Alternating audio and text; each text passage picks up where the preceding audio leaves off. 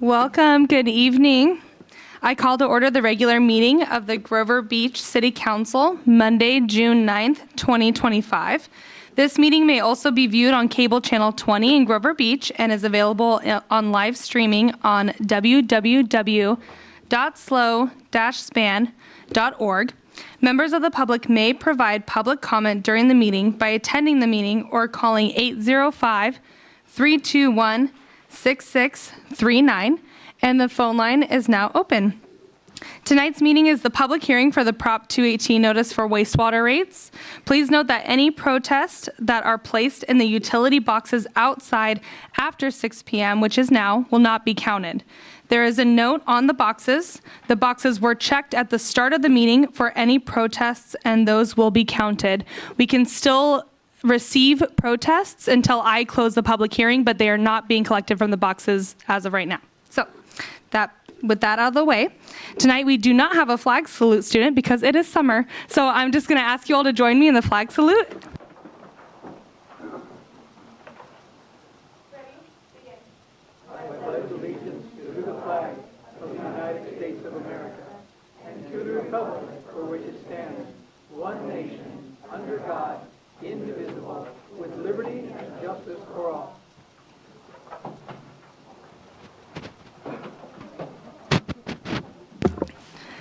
All right, thank you. Roll call, please. City Clerk Sims. Councilmember McCory Driscoll. Here. Councilmember Tuggle. Here. Councilmember Wyrick. Here. Mayor Pro Tem Robert. Here. Mayor D. I'm here. Okay, we have a quorum. Now on to closed session announcements from City Attorney Lamelli. Thank you, Mayor and Council. There were no reportable actions taken during closed session. Great. Moving right along. So I know there's a lot of you here, so we're going to get through these items really quickly. Now onto the agenda review. Council members, do any of you have any questions or changes you would like to make? Yep.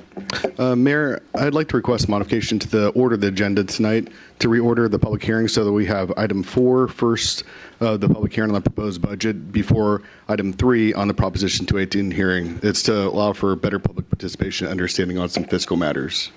Okay. Is that a motion I hear then? Yes. Do I have I'll second it. All right, we have a motion and a second. All in favor say aye. Aye. Aye. Aye. Aye. Any opposed? No? All right, motion carries 4-1. Now on to, and then we do not have any ceremonial calendar items, so we will now move on to the presentation. And this is an update on recent uses of police technology. Chief Monroe. Mayor, Council, good evening. It's great to see you. I apologize if I sound a little nasally. I'm recovering from some sinus surgery, so I'm going to try and get through this and see how it goes. Thank you for having us tonight. This is going to be a very quick presentation. We want to give you a quick update just on some recent uses of police technology and some great successes we've had. And it'll show the investments are definitely paying off. And I hope that you share that same belief as well. So I'm going to talk about 2 specific cases tonight. They are very recent to our city. The first one was a stabbing case that occurred on May 31st at Grand and 9th in an intersection where one person was stabbed and 5 people were taken into custody for that. The second was a stolen vehicle pursuit last week that took us down to Napomo, started here in Grover Beach, and you'll see our live streaming capabilities that we have within the vehicles.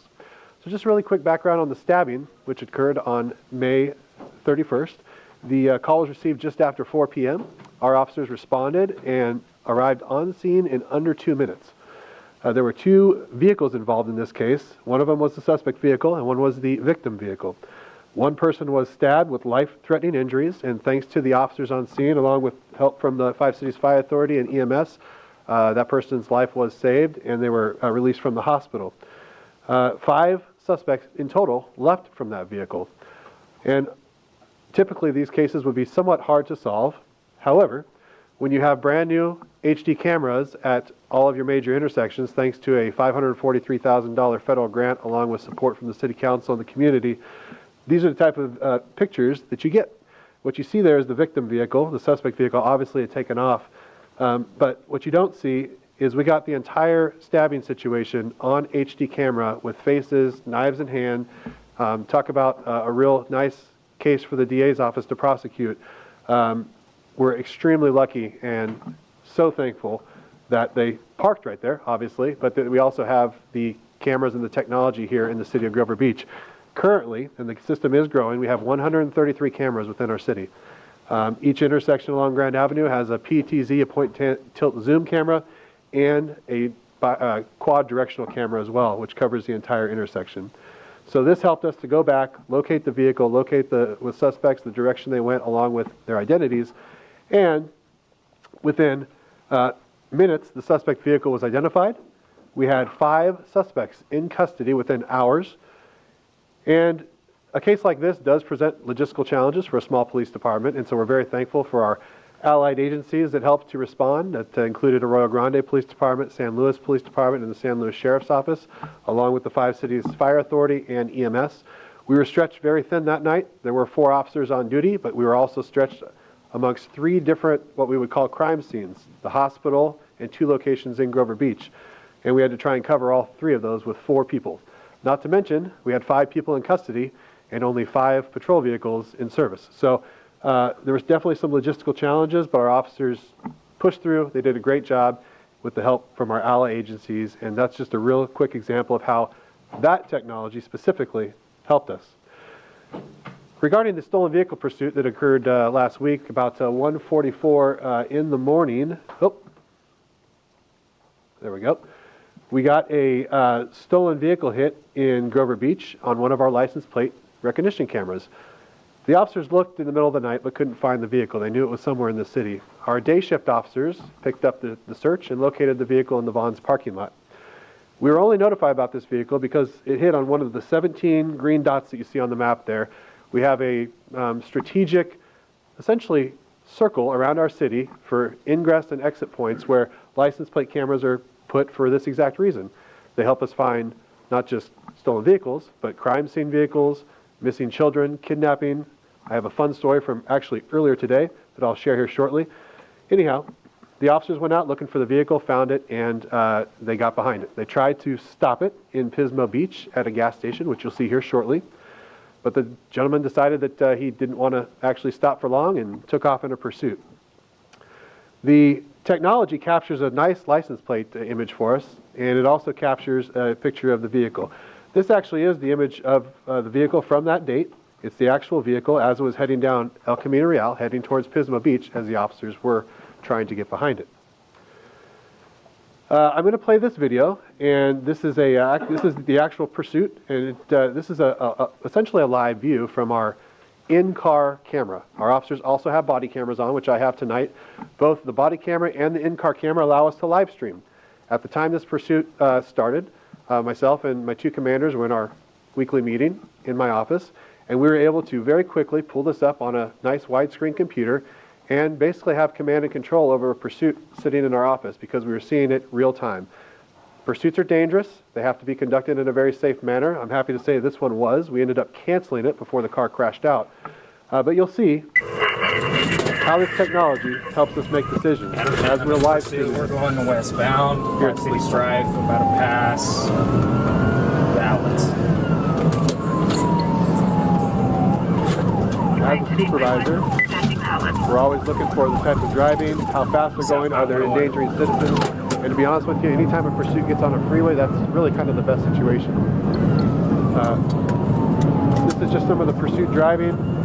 You'll see, and then shortly on the right side here, you'll see a cloud of dust. There it is right there. We were watching this. The pursuit had been canceled about 30 seconds prior.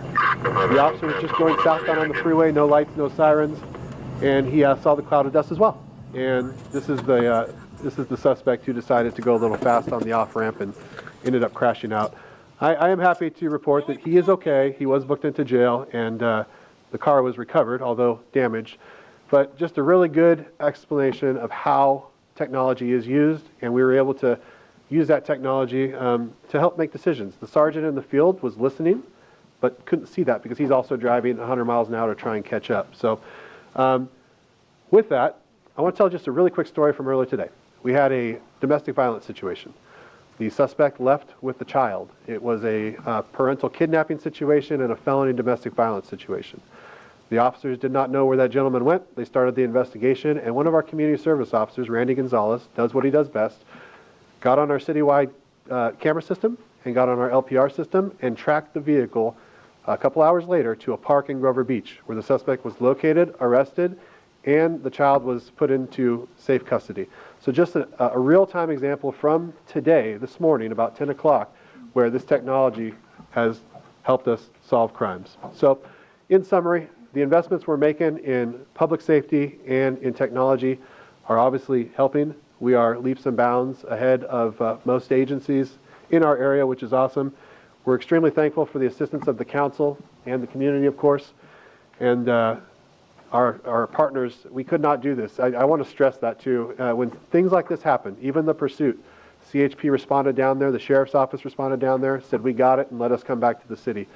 Of course, we took the prisoner with us, but they took care of the accident and everything. But this happens on a daily basis in the 5 cities area. We have an excellent, great relationship with all of our allied agencies, and we all support each other. And if we did not, we could not operate, especially when big things like this hit. So with that, just a quick update on where we're at with technology, how it's being used in real time, and I'm happy to answer any questions that you may have. That's wonderful. Thank you so much for the presentation. Any quick questions from the council? Just a quick question. You don't have anyone monitoring those. You have to go back and look at them all, right? So we do the LPR cameras. They're all on our phones and in the car computers. So they are monitored 24/7. The actual city cameras, Yeah. we do and we don't. When I'm at my desk, I have a monitor sitting overhead. When the CSO's at his desk, we do have. So during the daytime hours, a lot of times we are watching those, and we do go and strategically look for locations when calls come up. That's great. Yeah. Good job. Thank you. Sure. Go ahead. My question is that it's also my understanding during the situation on May 31st that one of your officers did a little bit more than just you reported. They provided some life-saving medical care. Could you expand on that? Yes, thank you, Councilmember McCory Driscoll. Yes, one of our officers did arrive first on scene prior to EMS and fire, found the subject with a pretty bad arterial bleed, and applied a tourniquet. And that tourniquet, according to the fire chief on scene and the doctors at the hospital, likely saved the life. So we are doing what we need to do to try and confirm that, and that officer will hopefully be honored at a later date and time if we can, of course, confirm that. But really good work all around. It was a very interesting situation, and we made it all work and hopefully saved the life at the same time. Any questions? No? Good. Well, thank you so much for the presentation and the update, and I'm glad that our community was able to see and hear all of it. So thank you so much. Thank you for having me. Good night. Okay. All right, we will now move on to our public communications. Our meetings are designed to proceed in an organized and efficient manner to effectively conduct city business. The council welcomes and values public comments, which can be shared at the designated time from the podium using the microphone. The council requests that all comments be addressed to the council as a whole and that speakers refrain from directing individual comments at staff members. To maintain an orderly process, we kindly ask that all attendees refrain from creating disruptions during the meeting, interrupting speakers who are addressing the council, or impeding on the council's ability to conduct business. Should disruptions occur, the council may need to take certain measures such as calling a recess, clearing the chambers, or in rare circumstances, canceling the meeting.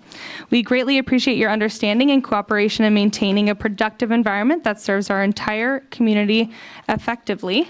I also want to add that any questions that are brought up during general public comment can be addressed at the very end during council communications, and this is general comment. So items that are not on the agenda, so to reiterate, if anybody comes up here and starts talking about sewers, we're just going to redirect you and bring you up at the next item. And then, of course, just a reminder that we want to be respectful of everybody in the room. We know that as a community, we agree and disagree on certain things. So if you agree with somebody, silent cheering is perfectly acceptable. Just refrain from any loud cheering and disruptions. So during this time, the council will allow public communication. Any member of the public may address the council for a period not to exceed 3 minutes total on any item of interest within the jurisdiction of this council. The council will listen to all communications. However, in compliance with the Brown Act, the council cannot act on or discuss items not on the agenda. So I will now open general public comment. And we have David Swift, followed by Brenda Auer. I also really quick want to thank those who filled out multiple speaker slips for the different items, so thank you. Good Go ahead. evening, Mayor, Council. David Swift, North Grover. This will be very fast. I don't recall the council meeting that you voted on ceremonial flags, but historically we've talked about the flags for the various armed forces. And June 14th is not only Flag Day, it's U.S. Army's birthday, but it's also a Saturday. And so I was just checking to see if the Army flag was going to fly on Saturday, and if the city had one, or if you need to borrow mine again. That was it. Thank you. All right, Brenda Auer, followed by Ken Lehman. A little shorter than David. Good evening, everyone. Brenda Auer. You are all absolutely the best. So are you. Every one of you. I pray the council has their heart touched by good this evening. I'm tired of being lied to by my city. These reports tonight suggest we are dumb and not paying attention. If this council has not found the mistakes I have found, then I ask you right now to step down from your seat. You are not doing your job and not representing me correctly. Several mistakes. A recall and a repeal success, as well as a lawsuit, is the voice of the people. In the event this council does not look at all the mistakes and lies of the past council and administration, you'll be part of the next recall. The community has a strong voice. When told the truth, they all step up. You saw that at the last 218. There was so many errors in the budget report and money which does not exist, and so much wasted money.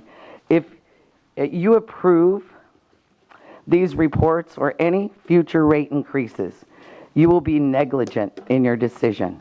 Negligent in your decision. Fiber optics is one example. What a scam. Per Matt Bronson, August 16th, 2024, in response to my request, he wrote the following. The city has yet to receive funding from the easement agreement. Why? Why are we including this money in the budget if we don't know when, where, or if we'll ever get it? How many years have we been including this in the budget?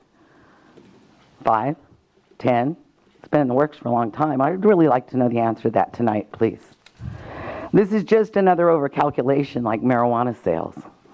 Who's actually getting the kickbacks and the money from all the projects? Is it administration? Is it Digital West? Is it a sound?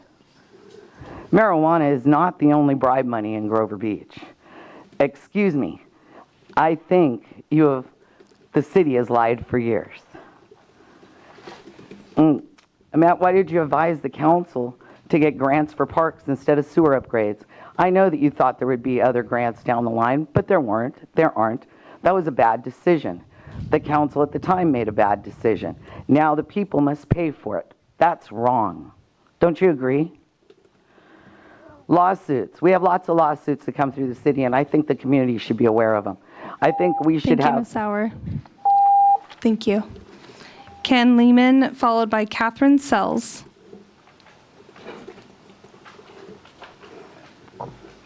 Okay, well, thank you.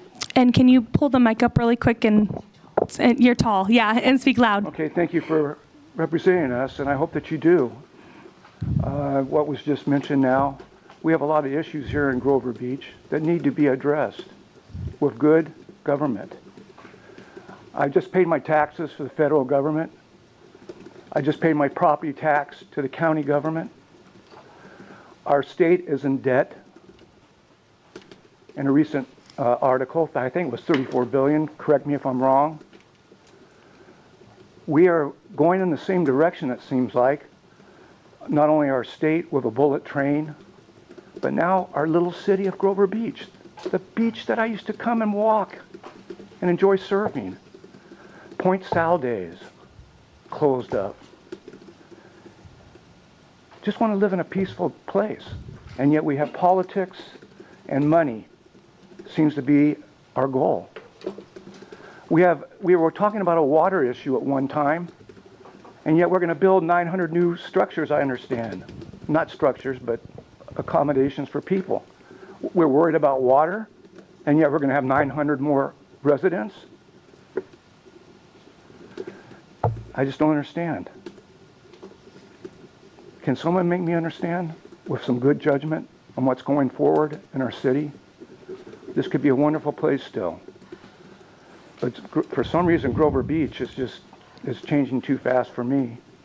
And I mentioned once, I'll have to move out of here. I'm getting taxed, payments, rises in water, utilities. Yes, it needs to be done, I understand, but some of these things that are being done right now are over the top. I've seen the numbers. I don't have to go into it with you. Brenda's already mentioned it. And we seem to ignore it. I pledged allegiance today. I lost 2 friends in the Vietnam War for justice for all. For justice for all. I love Grover Beach. I wish I could stay here. But as this continues on, it looks like I'm going to have to move. And I'm the fortunate one. I've been blessed. I have neighbors. Both people work both jobs. I have a Hispanic community that can hardly even pay their bills. And yet we're going to just keep rising, and rising. I thought we were a considerate people. We need to consider our public and those who have less than us. If we can stand and say we're grateful for what we have. Thank you for your comments. Okay. Catherine Sells.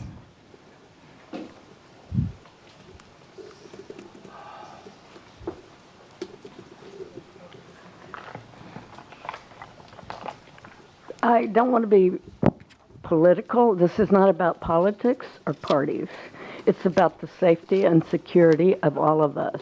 With what is happening in LA and the hate he feels for Newsom and our state, none of us are safe. Armed soldiers could show up here and do the same to our friends and neighbors. The entire country is in a state of chaos. We're all targets, and we need to protect the residents of this community from this backlash. Thank you. Thank you, Ms. Sells.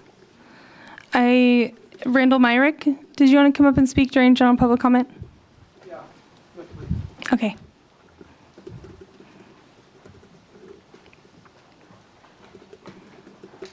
How you doing? Hi.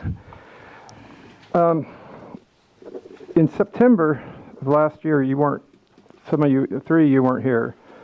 I caught the Public Works employee going through my clean out outside the front of my building. And I brought this up to the council and all that.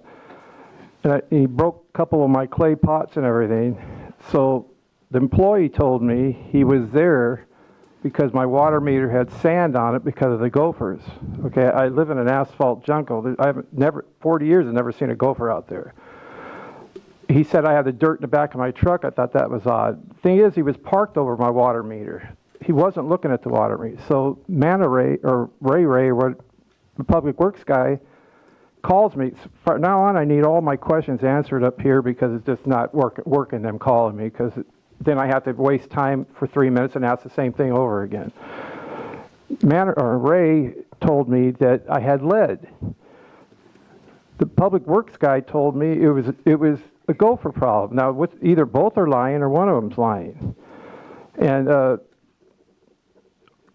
city manager, he's in control of all this stuff. And I don't know if they talk and they just, the lies just keep adding up. It's incredible. And I need this answered, find out who's lying or what's going on. And I don't want them on my property unless they're reading a meter, okay? Or there's an emergency that I call 911 or something. I mean, they're there too much and they're not telling me the truth. You'd be upset too. If you went out there, he's parked over it and telling me he was reading a meter. And I gave pictures to the old council. Whatever happens to those pictures? Did the council take them with them when they leave? Well, you should have pictures of all that. Right after he left, I took them. I knew somebody was lying.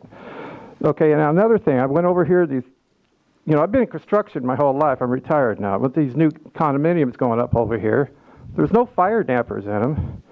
They just, because of a good citizen found that they weren't vented, so I looked at for myself. They put the elbows on there, but there's no ductwork going to the outside. They added the wall caps about a month ago. That's a fire hazard. Each one has to have a fire damper. Every heating and air conditioning duct has to have a fire damper, a 1 hour fire thing. But the fuse burns up and it shuts so that, because it's what's fire live on, oxygen, so it can't get to the other units.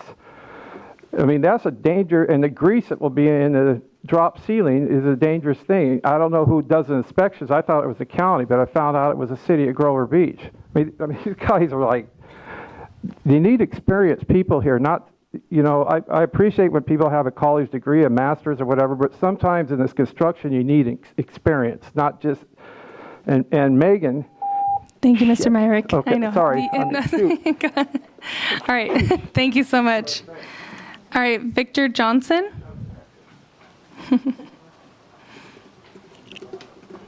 Good evening. My name is Victor. Can you hear me well? Yeah, speak. Okay. Yeah, very loud. Okay. A couple of months ago, I was touched on the concept of natural law, and to recap briefly, natural law is a body of unchanging moral principles regarded as a basis for all human conduct.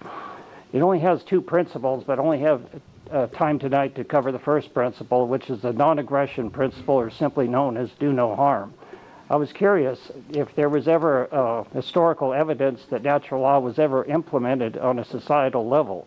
Yes, there are some, but tonight we'll focus on the Iroquois Confederacy, consisting of 6 indigenous nations in upstate New York that claimed to have over 600 years of peace before they were coerced into choosing sides in the American War for Independence.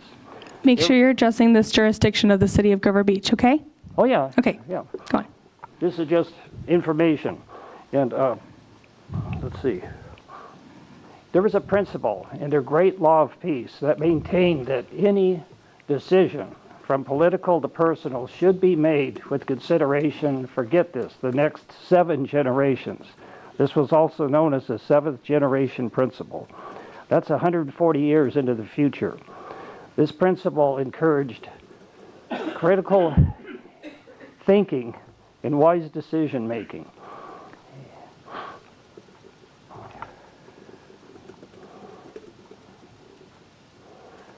Okay, I have a question for the city.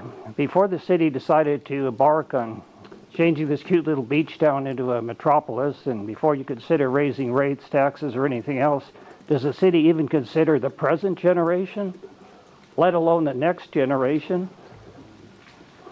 Heaven forbid that the city should consider the next 7 generations, but why not? You should at least consider those who are alive here and now, because we're here. We're the ones that vote. We're the ones that help you make decisions. You know, without morality, we have nothing. All we want is accountability, honesty, and transparency. You know what a world without morality looks like? Exhibit A. Just look around. Really look around, and you'll see continued homelessness and poverty in the shadows of these giant, expensive penthouses. We could do better than this. Thank you. Thank you. I do not have any other speaker slips for general public comment. Go ahead and come on up.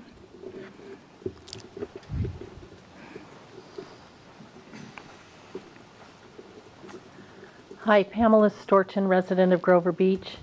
I wasn't going to speak, but I feel a need.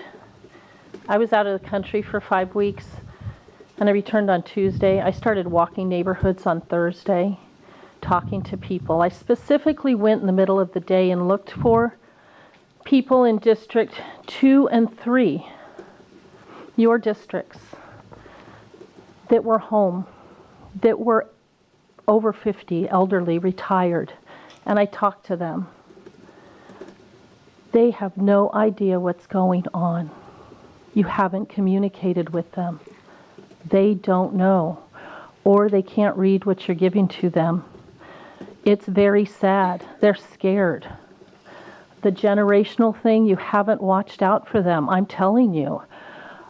I walked neighborhoods where they're not my neighbors, people I don't know. I wanted to feel what they were feeling.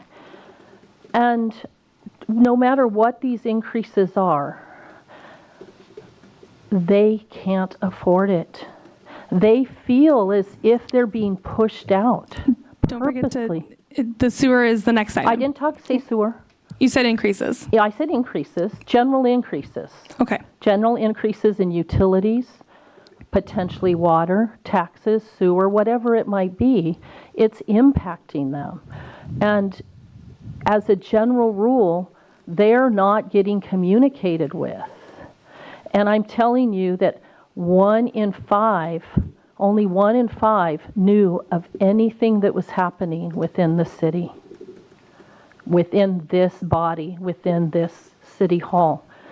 You're missing the boat on a huge segment of the population that is in dire need and hurting, people who can't even maintain their homes.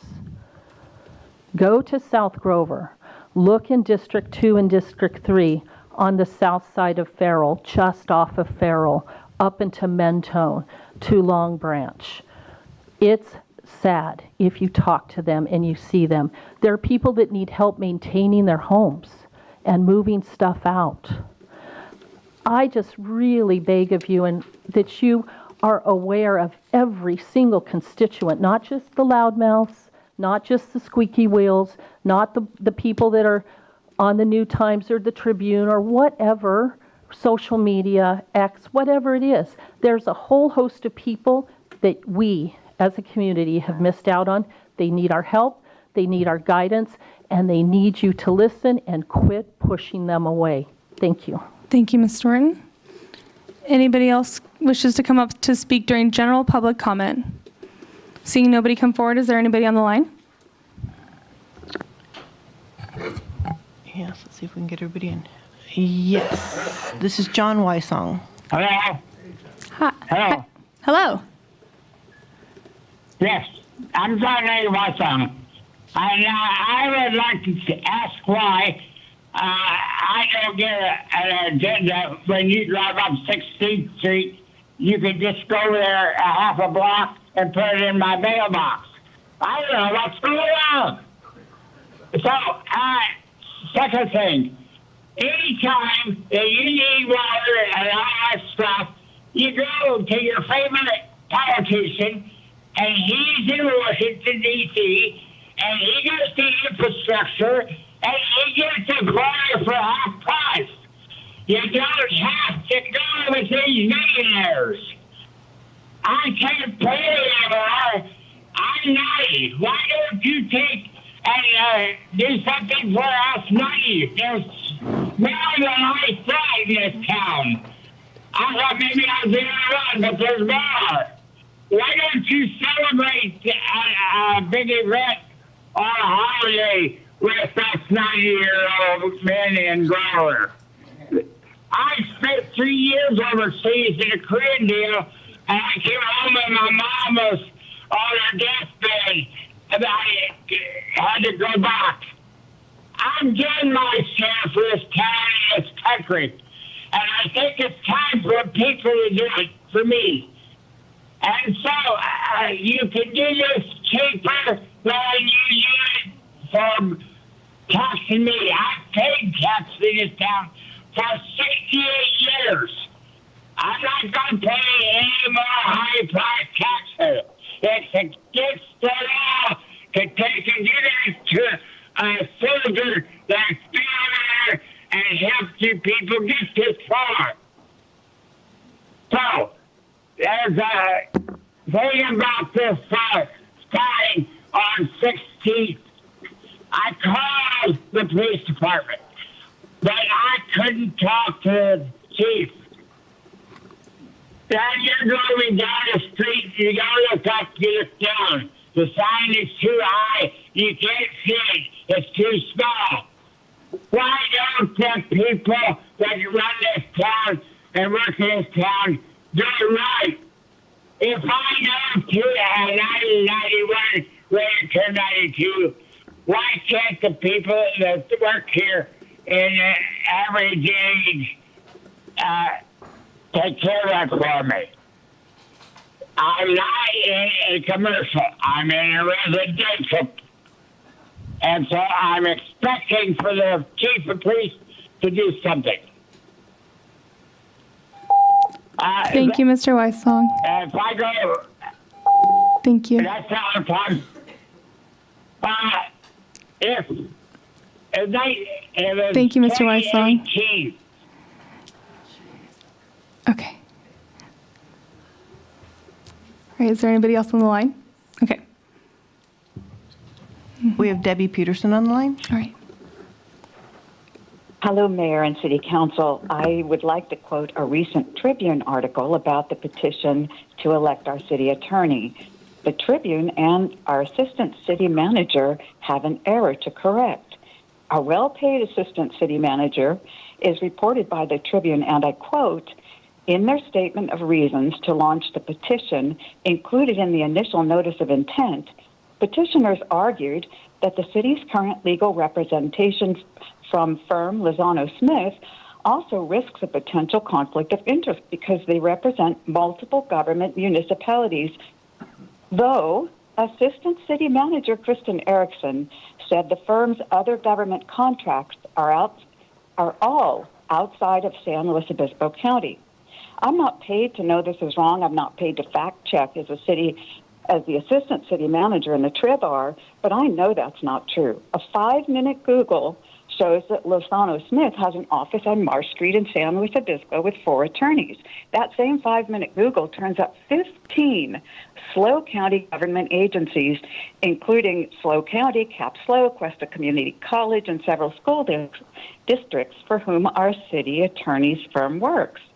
So one or both of our assistant city manager and or the Tribune either didn't fact check or lied. And this is the very reason that hundreds of people, and we're still counting, signed the petition to elect our city attorney. We can't get to the truth. And that's why tonight it's so important for the public, but even more the city council, to listen and question very carefully all that they hear or read.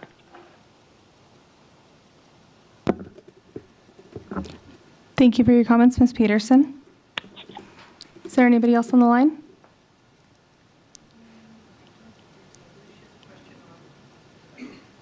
Okay, all right, so she'll come back for that. Okay, perfect. All right, so I will now close general public comment, and I want to recognize Supervisor Don Ortiz-Legg has joined us tonight. Thank you for being here. I just want to say hello. Yeah, and so now we will move on to the consent agenda. I believe this is going to be very fast because there's only one item, which is the minutes of the City Council meeting on Monday, May 27th, 2025. So I will now open for public comments on the consent agenda. Does anybody wish to speak on the consent agenda? Seeing nobody come forward, is there anybody on the line for this item? No, I will close public comment for the consent agenda. And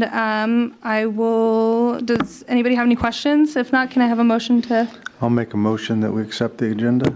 I'll second. We have a motion and a second. Can I have a roll call, please? Oh, go ahead, you say it again. Excuse me, consent agenda. Thank you. And then does the second? Second. Okay.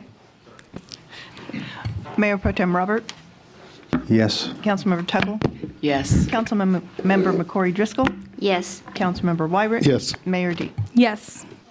All right, thank you. Moving right along, we will now go on to our public hearing, and because of the changes that were made earlier, we will start with item number 4, which is the fiscal year 2025 to 27 proposed budget and fiscal year 25 to 30 capital improvement program, and I will call on Administrative Service Director Zamet.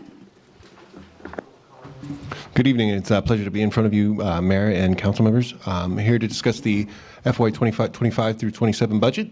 Hopefully we can make it through it in a short enough amount of time, but be available for handling questions. I will start the presentation, and then I will turn it over to Assistant City Manager Erickson about midway through. So just to start off, our budget preparation and planning started off with the community workshop for community priorities on January 28th. We then had a mid-year review, presentation to the council with a 10-year forecast, or a 5-year forecast, excuse me, and then major city goals workshop on March 3rd. On March 24th, you reviewed the draft CIP, and here we are today at our budget hearing, and then we will return to council for budget adoption on June 23rd. Just go over broad multi-year goals, public safety and community services, as well as economic development and housing, community infrastructure, financial organization, and sustainability. Council's priorities for FY 2025-27 as designated was water and sewer infrastructure, as well as needed resources. And then rebuilding community trust, community engagement, civility, and public discourse. I'll jump into a discussion of our citywide revenues and expenditures now. Plenty of pie charts, so hope you like your pie. Citywide revenues, most of our revenues are coming from taxes. We also have next year anticipate $10 million or have budgeted $10 million for our Measure K14, and that would be through our tax exempt general obligation bonds. That's pending that we are able to execute all that work.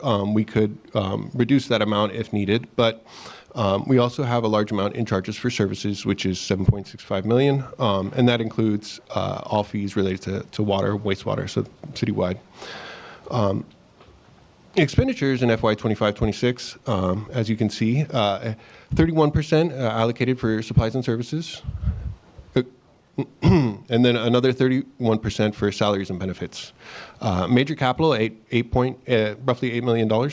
And then debt service, as well as transfers out, which contains some of the transfers to the capital fund, including some of the CDBG grant money coming in from for the Ramona Park project. FY 2026-27 revenues, we see taxes increase quite a bit, and that's because of the reduction in the general tax obligation bonds. So 58% of our revenue from taxes. Charges for services, again, 27%. Revenue from other agencies reduces, and that's largely because we're no longer programming in a large CDBG grant allocation to come in FY 26-27. Moving on to expenditures, increasing cost of salaries and benefits at 41% and supplies and services at 39%. That's largely because of the reduction in the capital expenses. So as not having as large a capital program, so $3 million as opposed to $8 million, it's going to increase your proportional share for salaries and benefits and supplies and services. Overall, the FY 2026-27 budget is marginally lower, though. Going on to general fund revenues, majority of our general fund revenues in FY 25-26, as you will see in 26-27, are from tax expenditures. We have a sizable amount of money programmed to come in from other revenue from other agencies. You can see 2.952. Principally, that 2.6 of that is made up of the CDBG grant, which is for Ramona Park. Moving on. General fund expenditures by department. As you can see, police department is the largest general fund department. However, in next fiscal year, we anticipate non-departmental costs to increase. And then that's essentially, again, going back to the CDBG pass-through, so moving money from one fund to another for the capital project. In addition, we do have our FCFA costs included in our non-departmental budget. Those will be increasing 3% next year. FY 26-27 general fund revenues, you can see a sizable amount increasing in proportion on our taxes. That's largely because our revenue from other agency is decreasing to about 1%, whereas it was over 20% the prior year. General fund expenditures, though, will reduce on non-departmental side in 2 years, and this is more akin to our traditional curve of police department having the highest expense budget, generally followed by non-departmental, and then about even between community development, city manager, and public works, depending on the year. We did include a series of budget augmentation requests for next fiscal year and the fiscal year thereafter. Cost allocation plan for administrative services, permitting and data migration for community development, as well as a general plan element for police. It was police lease costs, for 45 Newport, as well as a restroom remodel. We have a taser replacement scheduled.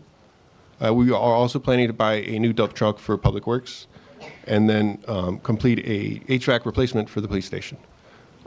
Just to note, the lease cost for the 45 Newport facility, as well as the taser replacement, will be ongoing costs. Moving on to the bottom line for the general fund. We anticipate to end this fiscal year as presented at the mid-year with $211K in surplus. In the next fiscal year, FY 25-26, we anticipate that to drop to about $61,000.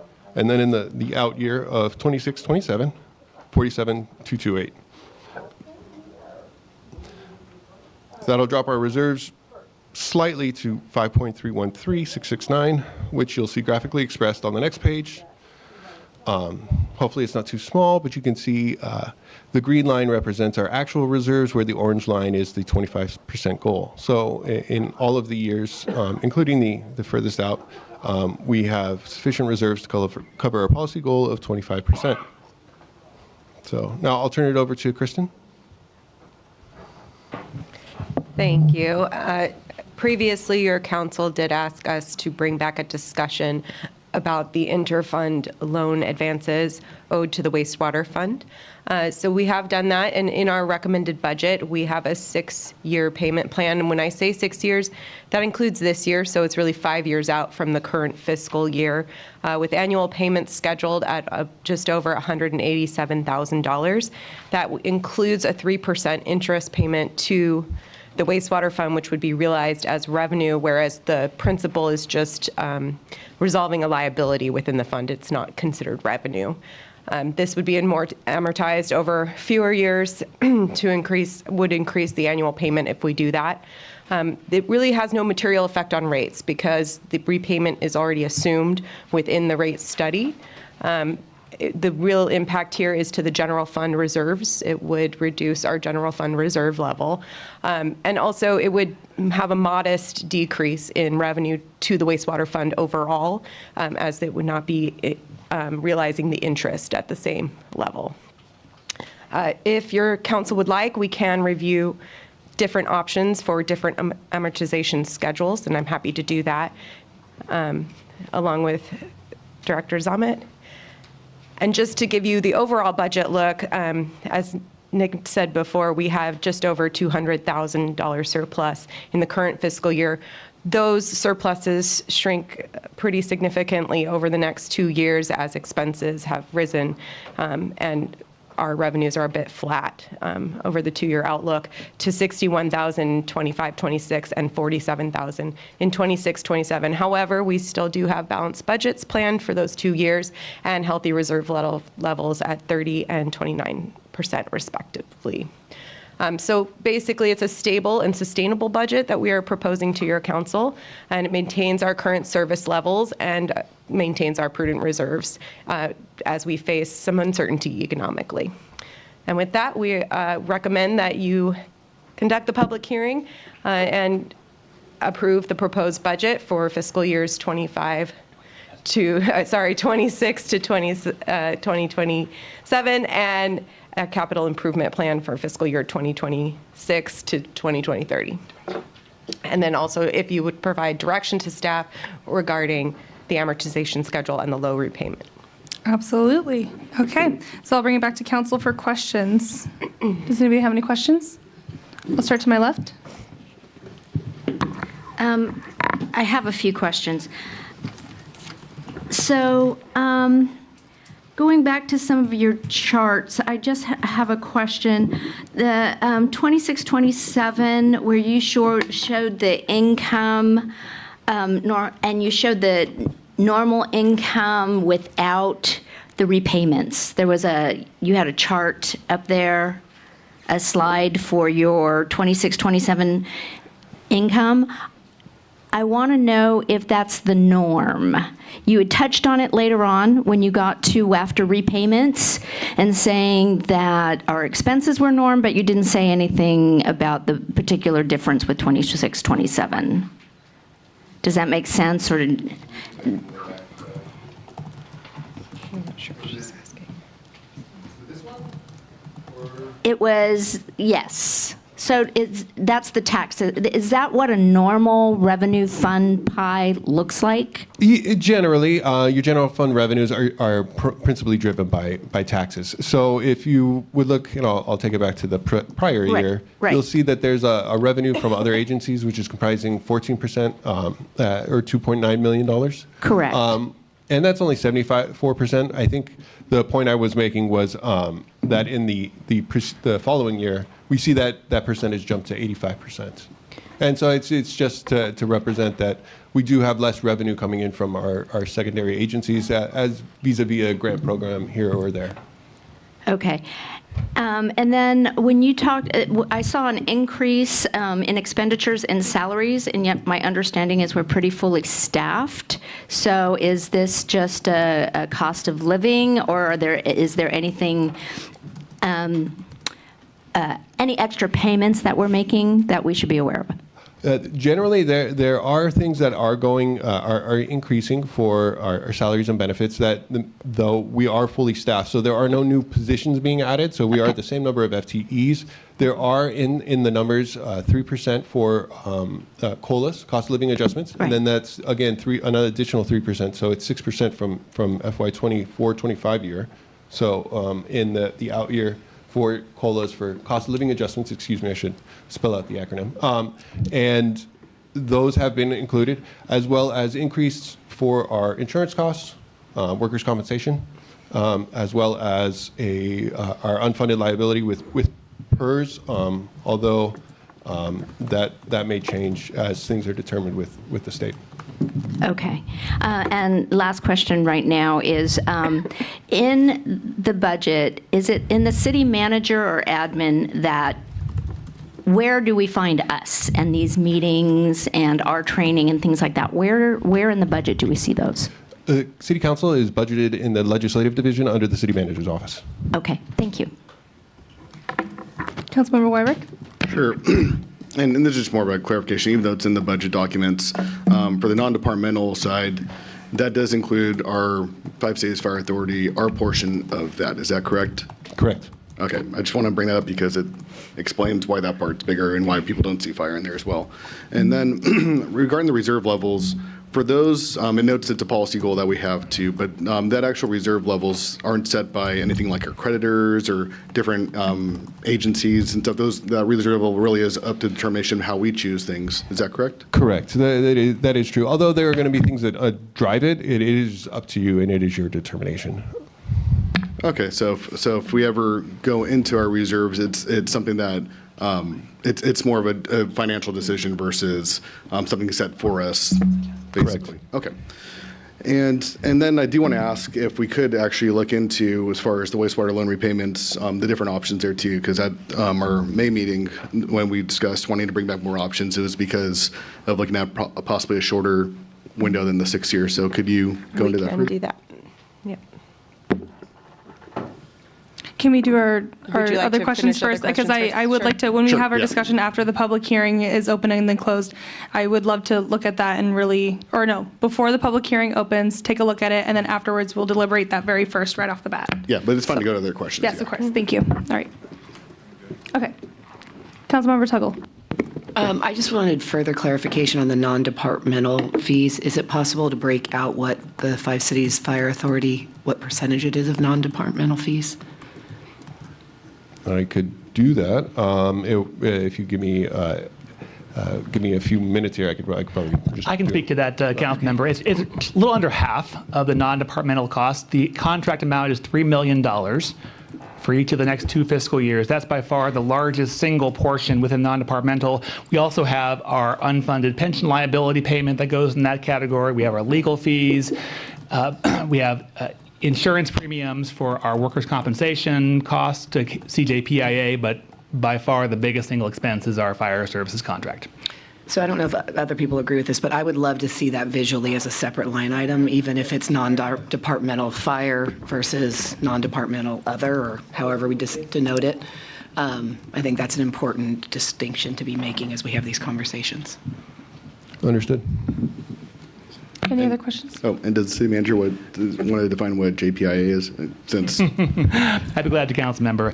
CJPIA stands for the California Joint Powers Insurance Agency. It is a pool of around 150 different public agencies, mainly in Central and Southern California, where we pool together our insurance resources. So workers' compensation, safety premiums, workplace training. We work together because we are a small agency. We can't have our own separate insurance policy. So we work with this larger agency.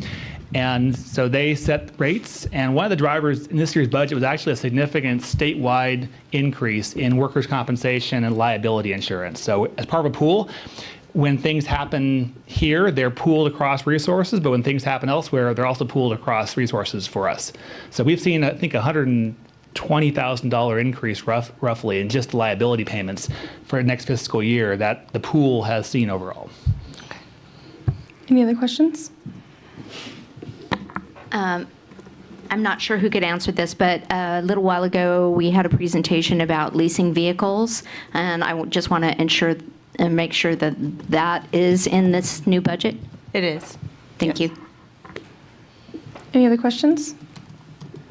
Okay, can you show us the different repayment plans, please? Sure.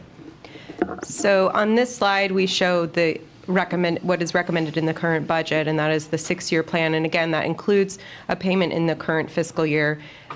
You'll see that we are above your council's threshold for reserves through 2029-30 fiscal year. Were we to reduce the payment to 5 years, so 4 years after this fiscal year, we would get pretty close to your council's minimum reserve level in fiscal year 2028-29. The payments would increase to $221,000 a year. So I would mention here too, this is likely to actually happen sooner under this plan because this does not account for what the general fund will be responsible for ultimately for Ramona Garden Park. We do have a gap in funding there for about $450,000. We are hoping that gap is closed in some way by our donations program that we're running right now. However, it looks like we will have a significant payment out of the general fund reserves as well. If we were to do a payback in 4 years, you see that reserve levels get close at fiscal year 2027-28. And in 3 years, it starts happening in the fiscal year 2026-27.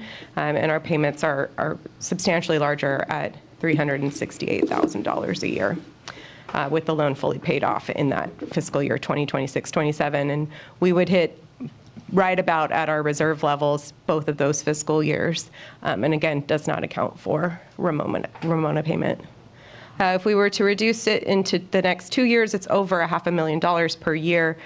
We would hit in the same years for getting close to our minimum reserve levels. And those are the options that we have explored as staff. Okay, any questions from council members on the loans? Yeah.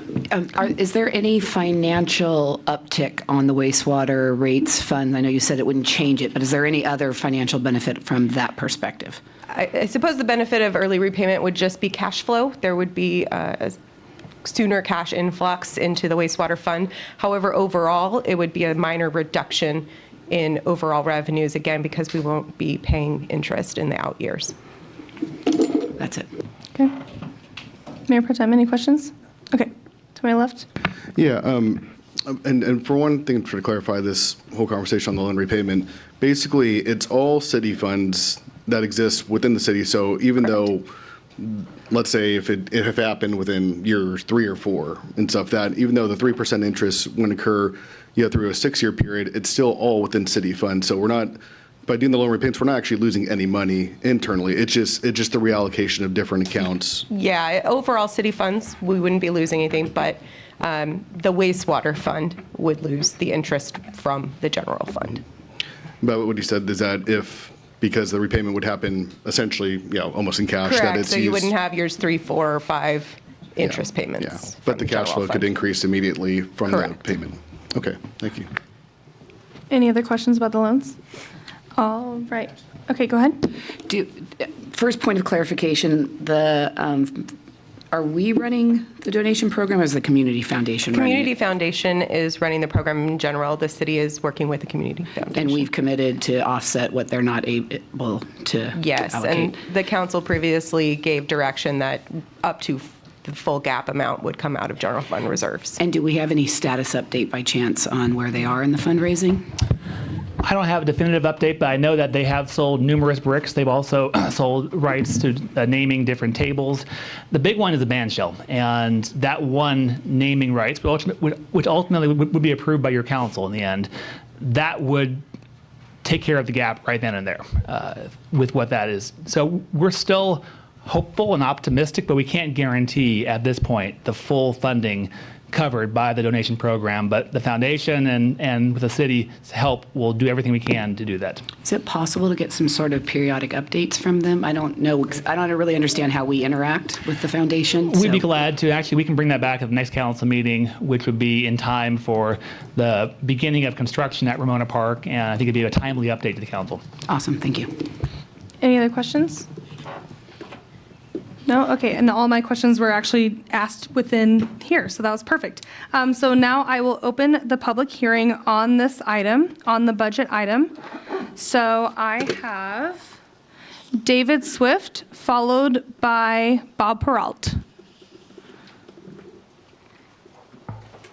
Good evening, Council. Mayor David Swift, North Grover. I sent you guys some of you anyway, some read-ahead material because it was way too much to discuss in 3 minutes. But it was mostly background on a specific discretionary set of budget items that I was looking at. And I say discretionary because they were employee-centric discretionary spendings for awards and recognition, conference and training, and meetings and something else. I don't remember the category now. But it's not a lot of money in the grand scheme of things. And in fact, the city manager got back to me after we had some back and forth. And it's in the neighborhood of 1% of the general fund. And if you remove the police department, it's half that, because the police department accounts for about half of that, I say discretionary spending. And so when you talk about, spending $100,000 a year on employee-focused stuff, I think everyone that I've probed with that, they say, but we have to take care of our employees. This is a great thing. And I agree. I would say I agree with you. And what I'd like to see you do is do that publicly. And in fact, being here tonight, I got to see the police department kind of do that publicly.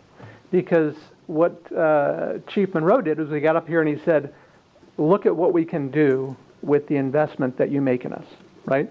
And I believe him. I believe that public safety is doing an absolutely fantastic job here. What we never see is the other piece is the department heads, the city manager, whoever, come up and say, this is what the community is getting for that other $100,000 we're spending. And then people will say, Dave, why do you care about $100,000? It's nothing in the grand scheme of things. And yet $180,000 is what you're saying you're going to pay back on the loans against wastewater. In that same neighborhood is roughly what you're paying down on some other obligations. So when you look at your budget, $200,000 turns out to be that significant sort of margin there in the overall budget for reserves. So you can't discount it. While it is small, it does have an effect. And where am I going to leave that? I'm going to leave that with, I got a great haircut today down at Red Chair Barbershop out of my discretionary spending. My haircut costs the same as 2 Friday night pizza dinners, and so I'm not going to get pizza dinner for the next 2 Friday nights because I chose a haircut instead. What I haven't seen in the budget presentation is, where do you take in discretionary spending to pay some of the higher priorities, like pay down your wastewater loans, pay down your unfunded pension liabilities? You have discretionary spending. I never hear anybody talk about taking it. They only want to go after your reserves. I think you need to sharpen your pencils and look more closely. Thank you. All right, we have Bob Peralt, followed by Brenda Auer.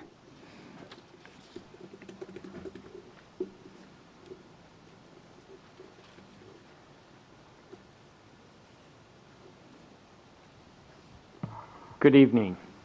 First of all, I would like to thank you as well for stepping forward and serving as our counsel. It's a big job, it really is, and it is very much appreciated.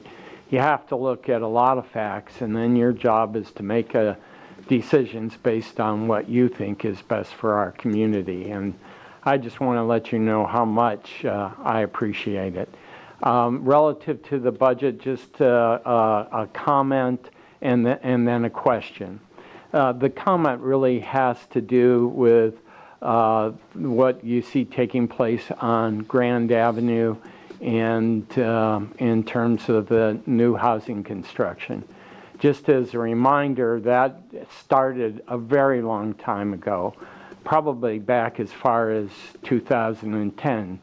And it was a part of a vision that at the time was supposed to answer a number of questions in terms of retail development. How do you create a walkable community downtown?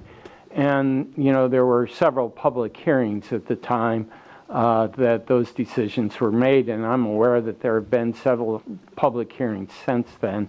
I know it's taken some budget effort to get there, but I'm really pleased, having participated in those discussions originally, to see that outcome. And I'm certainly hoping that the retail will bear good, positive financial benefits to the city, supported by the housing above it. The other thing I just wanted to ask, and I didn't have the opportunity to look at the detail in the budgets, but I wanted to ask a question about the status of the road maintenance program. As you recall, when we did Measure K14, one of the reasons we had to do it was because money wasn't being set aside for maintenance. So I just want to make sure that we don't get in the same situation again. Thank you. Thank you, Mr. Pearl. We have Brenda Auer, followed by Lauren Westfall. Good evening again. I truly think both of these issues should be separated, the wastewater, or excuse me, the loan and the budget. Yeah, when we did K14, the city was putting over $750,000 a year into the streets, the residential. Then they put it on the burden on the taxpayers. Now the city doesn't put any into it. Isn't it fabulous? And the two, Bob, the 2010 version of the vision, I have a hard copy. Chuck gave me one. He was so proud of it in 2010. It actually was about 3 stories buildings, nothing about 5. That was snuck in during COVID when people were trying to survive. Let's focus and keep on mind that. Thank you. I'm surprised none of you actually asked about the police, 55, 45 Newport, whatever it is, down there on Front Street. The budget says we put out $38,000 for the year. How can that be when the payment is just under $10,000 a month? Over a 5-year period, that's going to be well over, from my calculations, $900,000 in 5 years. That, Nick, I'm sorry, but if that's extras on top of the 10K or 9,000, whatever it is a month, I'd like an answer tonight. And you should ask that before you decide on this budget. That's an error. Does anybody know what the fiber optic cable is? I'll educate you. Years ago, we were going to get famous because we had this wonderful fiber optic cable that went to Asia. It was going to make us great. Everybody'd come here and use our internet. Well, there's 4 lines. They've messed with my fishing by putting it out there, so it's a bad thing in my opinion. But nonetheless, our budget has it in it. The budget says we're making money off it, and none of you asked. I brought it up earlier. Somebody asked the question about the fiber optic cable. That we're putting how much? $200,000 a year that we say we're getting, we're not? Think about it. How many years have we been doing that? How much money did we save by just schlucking those loans off and not paying them? Wish I could do that. I'd go on a vacation. These are really important questions. You should not decide on this budget tonight. If you do, again, you will be negligent. Thank you for listening to me. I'm angry because we're being treated like we're stupid. Stuff's being slid under the rug. I'm done being gaslighted. Let's figure it out. Get our budget right. Get rid of half of the employees in this city. No, don't raise your eyes like that. It worked before. Everybody got raises during COVID. Everybody got raises because we haven't been paying the loans. Think about it. Thank you. Thank you, Ms. Sauer. Lauren Westfall.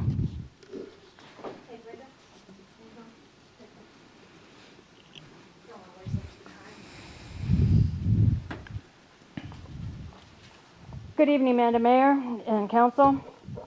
Lauren Westfall, Newport.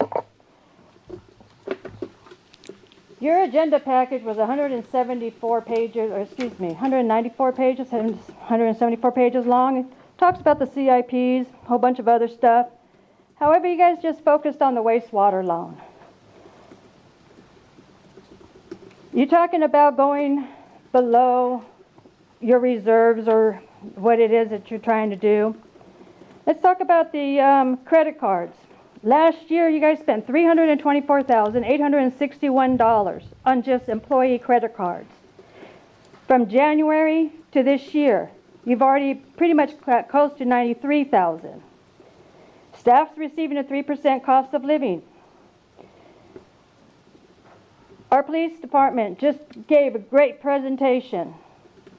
However, you guys deferred getting a new police department because you guys want to include a city hall. It is time for you guys to put on the budget a new police station that's a standalone police station, and you guys can have the city hall. I found a couple pieces of property since you guys sold the prime one. All you guys got to do now is hire a consultant, because you guys are good at that, and negotiate the property. Mechanic Bank is the perfect place. You guys can keep the building, gut it out. You guys can have a Sally Port. You guys can also save money by putting their vehicles on Newport there. I just handed you guys a package from 2018 to 2024. It looks like it's talking about the wastewater loan. It looks like the amount that was originally owed, which was 1.3. It looks like city manager, budget person, one of them, just deletes it as time goes on. I'm sure you guys are tired of me raising all my concerns. I Googled Matt Bronson's annual salary and compared it to other city managers in our county. His salary benefits, or his salary without benefits, is $258,708. I could be wrong. $21,559 per month.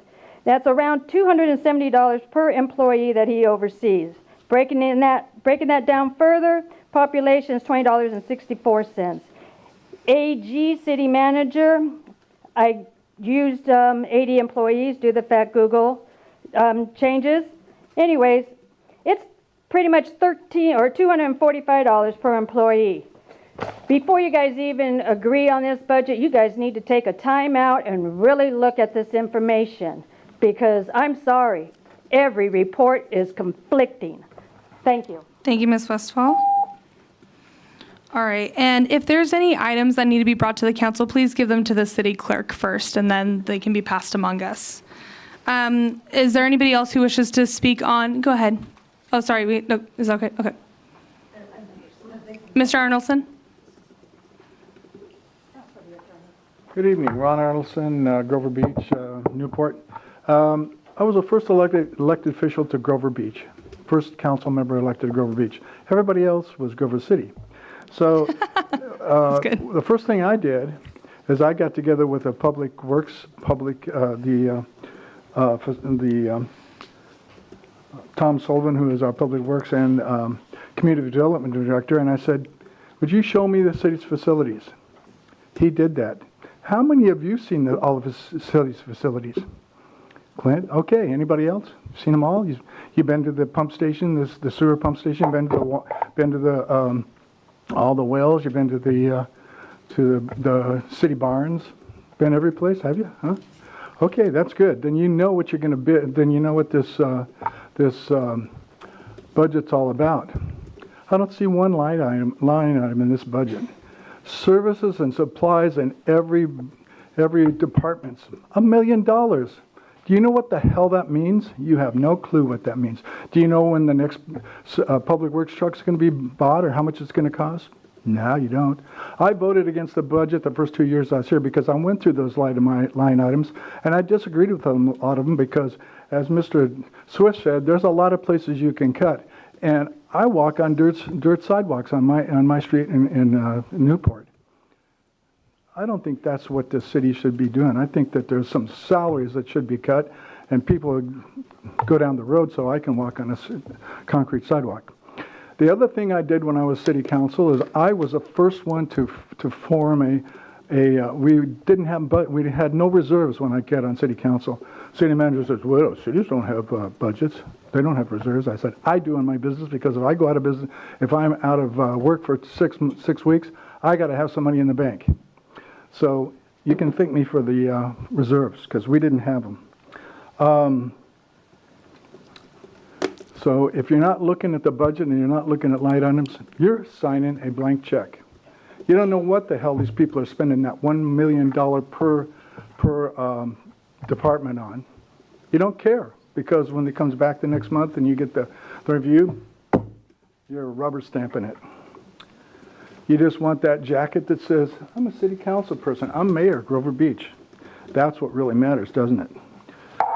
And we talked about planning. As someone said, the buildings, the planning on was commercial over residential, residential over commercial. No, it wasn't 3 and 4 and 5 stories, it was 2, 3 stories. And talk about planning.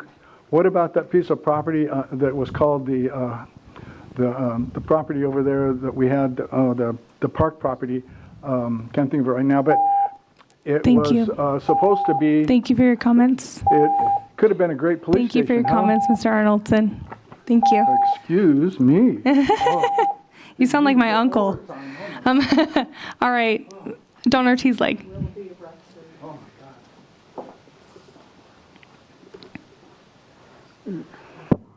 Honorable Mayor and Honorable City Council members and staff to the beautiful town of Grover Beach. My name is Dawn Ortiz-Legg. I'm a District 3 County Supervisor and just came out of a budget hearing all day today at the county. And I'm listening to the public comment, and I'm a little embarrassed for the folks that have to talk in such a tone. We have a civil discourse rules at the county in regards to how we speak to one another in public comment, and make sure that we try to not attack individuals but really hit the issues. And I just wanted to share that, we had the same kind of thinking at the county for what I would call the dark decade, where we did not give raises, we nickel and dime every piece, where we didn't want to spend on this and, oh, we can't do that. And, what happened from 2014 through 2023 is that we got way behind on being able to keep good quality people. We lost one of them right here, a real excellent person who fled the county because of this kind of thinking. And what we've anticipated is it's probably cost the county somewhere between $28 and $60 million in turnover from not taking care of staff.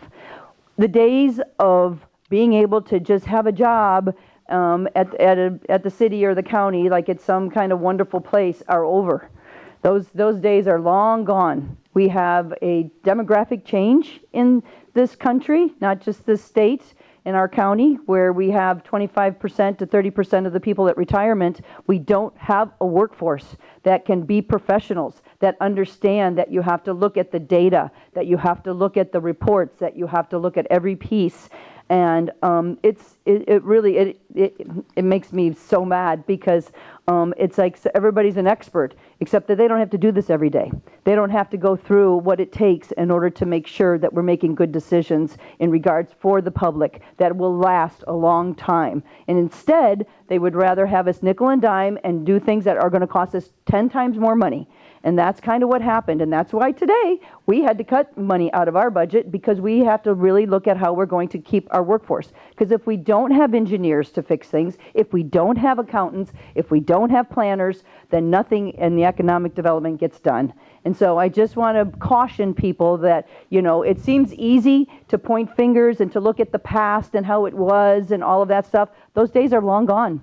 You know, I wish they were here, believe me, but they are gone. And so I would say be diligent and always know that, you know, we're all looking out. We all pay these bills together, and that we're really trying to do the right thing for our communities. And with that, I just say thank you. Supervisor. Does anybody wish to speak? Go ahead.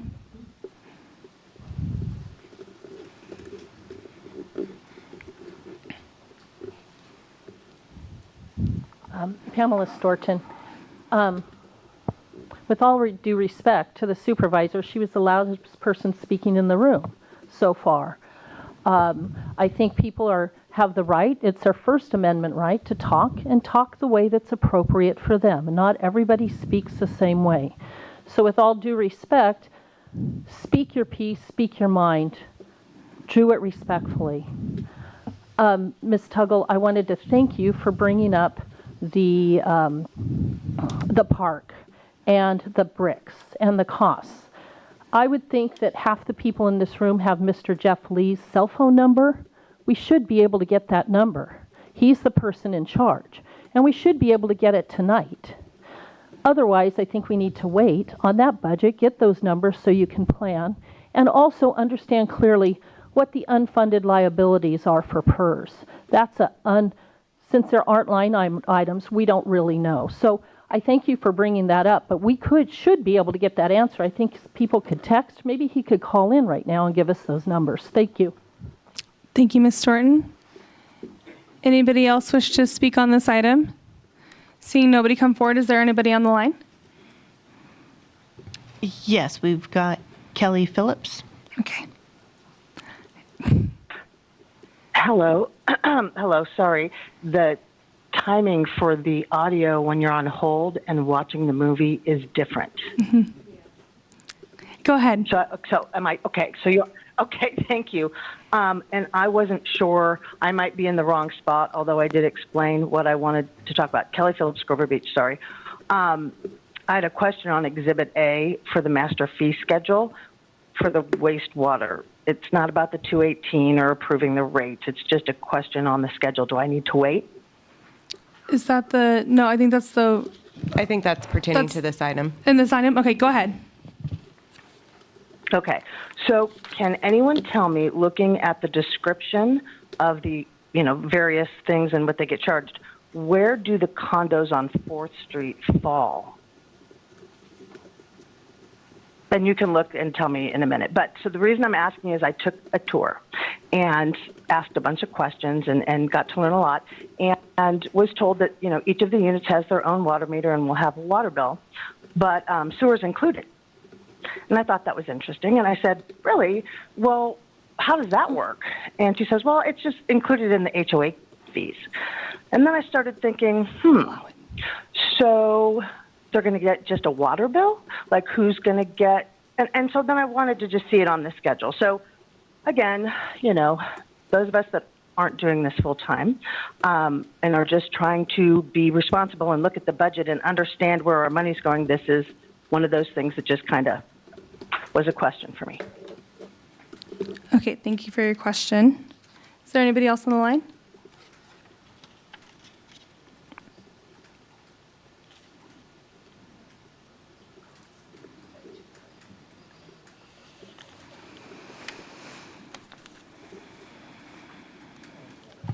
We have Debbie Peterson.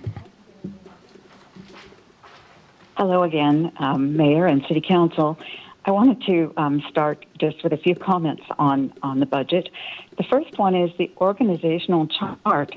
The people are nowhere. And I can recall times where we actually put the people at the top. And so I want to just ask you, trust your people. Number 2, City Council priority, water and sewer infrastructure and needed resources.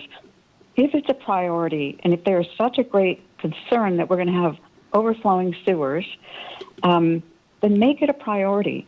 You could actually pay that full amount of $1.2 million now and still have a 20% year, all the way through in your reserves, which is what the 2018 to 2028 10-year plan shows. 20% was where it was then. So you could repay that. And there's a little bit of, forgive me if this isn't nice, but I don't think what's happening is very nice. There's a little bit of disingenuousness because nowhere have we yet been told if that were repaid, what would it look like? And I believe the council did ask that question in May. That hasn't been answered. And here's the thing. You can say, oh, you're going to lose 3% interest. Yes.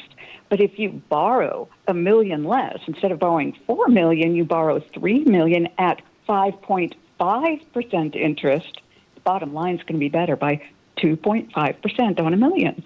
So that what's not being said is worrying to me. Credit card charges, we have 22 employees have credit cards. That's 1 in 3 employees. City credit cards, $324,000 last year. I think that needs to be reviewed. Sales tax continuing to see impacts related to reallocation of revenues based on distribution centers. I don't really think that's it. I think there's an elephant on Grand, and that is that construction was scheduled for 6 months. It took a year. We've got another 8, twice as many as are currently starting in the works, another 8 4 to 5, 55, 64-foot buildings that are going to mess up construction. It's not about online retailers. It's about people can't get to the stores. It's about there's no parking. It's about there's deterrent for anybody from anywhere outside the area. They don't want to come into the middle of that. Then I wanted to talk about the naming rights at the park. I think it would be really helpful to know what's going to happen to those memorials where the trees are being taken out. That hurts my heart. What's going to be happening there? And if people feel that they name something and then the city just decides to yank it, they're not going to have trust. They're not going to donate. Thank you, Ms. Peterson. If you could talk with us a little bit more about that. Thank you. Thank you. Anybody else on the line? Okay. Wonderful. Okay, so I will now close the public hearing for this item and bring it back to the council for just some questions that were asked during the public hearing. So I will start. Can we start with this discretionary spending with the employees? I know that employee retention is very important to us to keep a healthy workplace culture. So within each department, how is that basically accounted for? And where does that money come from? Yeah, I can go ahead and take that, Mayor. So we calculated, based on the data provided by the speaker, that we have on average about $134,000 a year over the last 5 years for what was listed as employee support and development, and it's a wide range of different costs that we didn't analyze. It was provided to us by the speaker based on a Public Records Act request that we fulfilled, and they include training and conferences. They include meeting materials and going out for coffee during an actual meeting. They include our employee recognition end of year event. I also would note that they also include council travel and council conferences, council related spending as part of the city management category. So it's not just employee related, it is part of overall training, development. When we host meetings for the countywide mayor's meetings, we host a lunch meeting, that's included there as well. So it's a wide category. We calculated roughly 0.76% of the general fund on average. And when you back out police, which is the single largest contributor or generator, just given the number of police officers and the amount of training they have, it amounts to about 0.3% of the general fund on average each year for the last 5 years. These are customary expenses. In my 25 years working for cities and counties, these are normal activities that employees and council members and board members typically engage in to make sure they're providing the very best service to their community. So I wanted just to provide that clarity. Again, we haven't gone through the specific conclusions and data, but just in what was submitted back to us, I wanted to share those overall assessments. Thank you. Okay, can you give a status on the road maintenance program and where that funding what that funding looks like?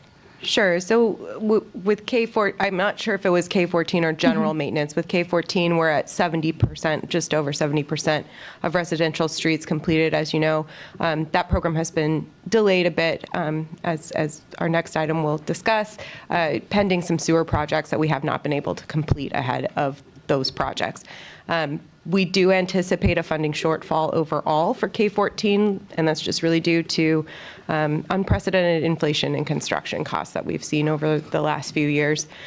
So that will be something that your council will have to consider in the future, how to resolve that funding gap. Additionally, we do have regular maintenance included in our budget and has been included in our budget.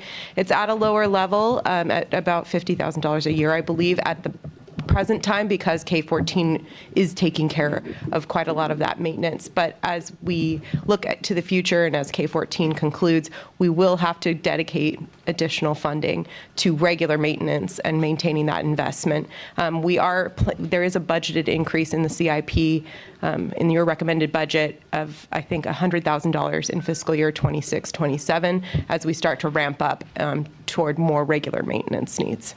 Okay. Thank you. Okay, so another speaker asked, how much is the annual cost for the police, the 45 Newport? Yeah, so it changes every year.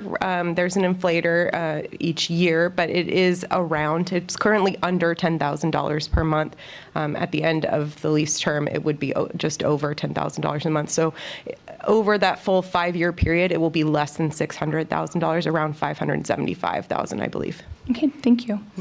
And then how much, I noticed this in our budget, how much comes from the fiber optic agreement?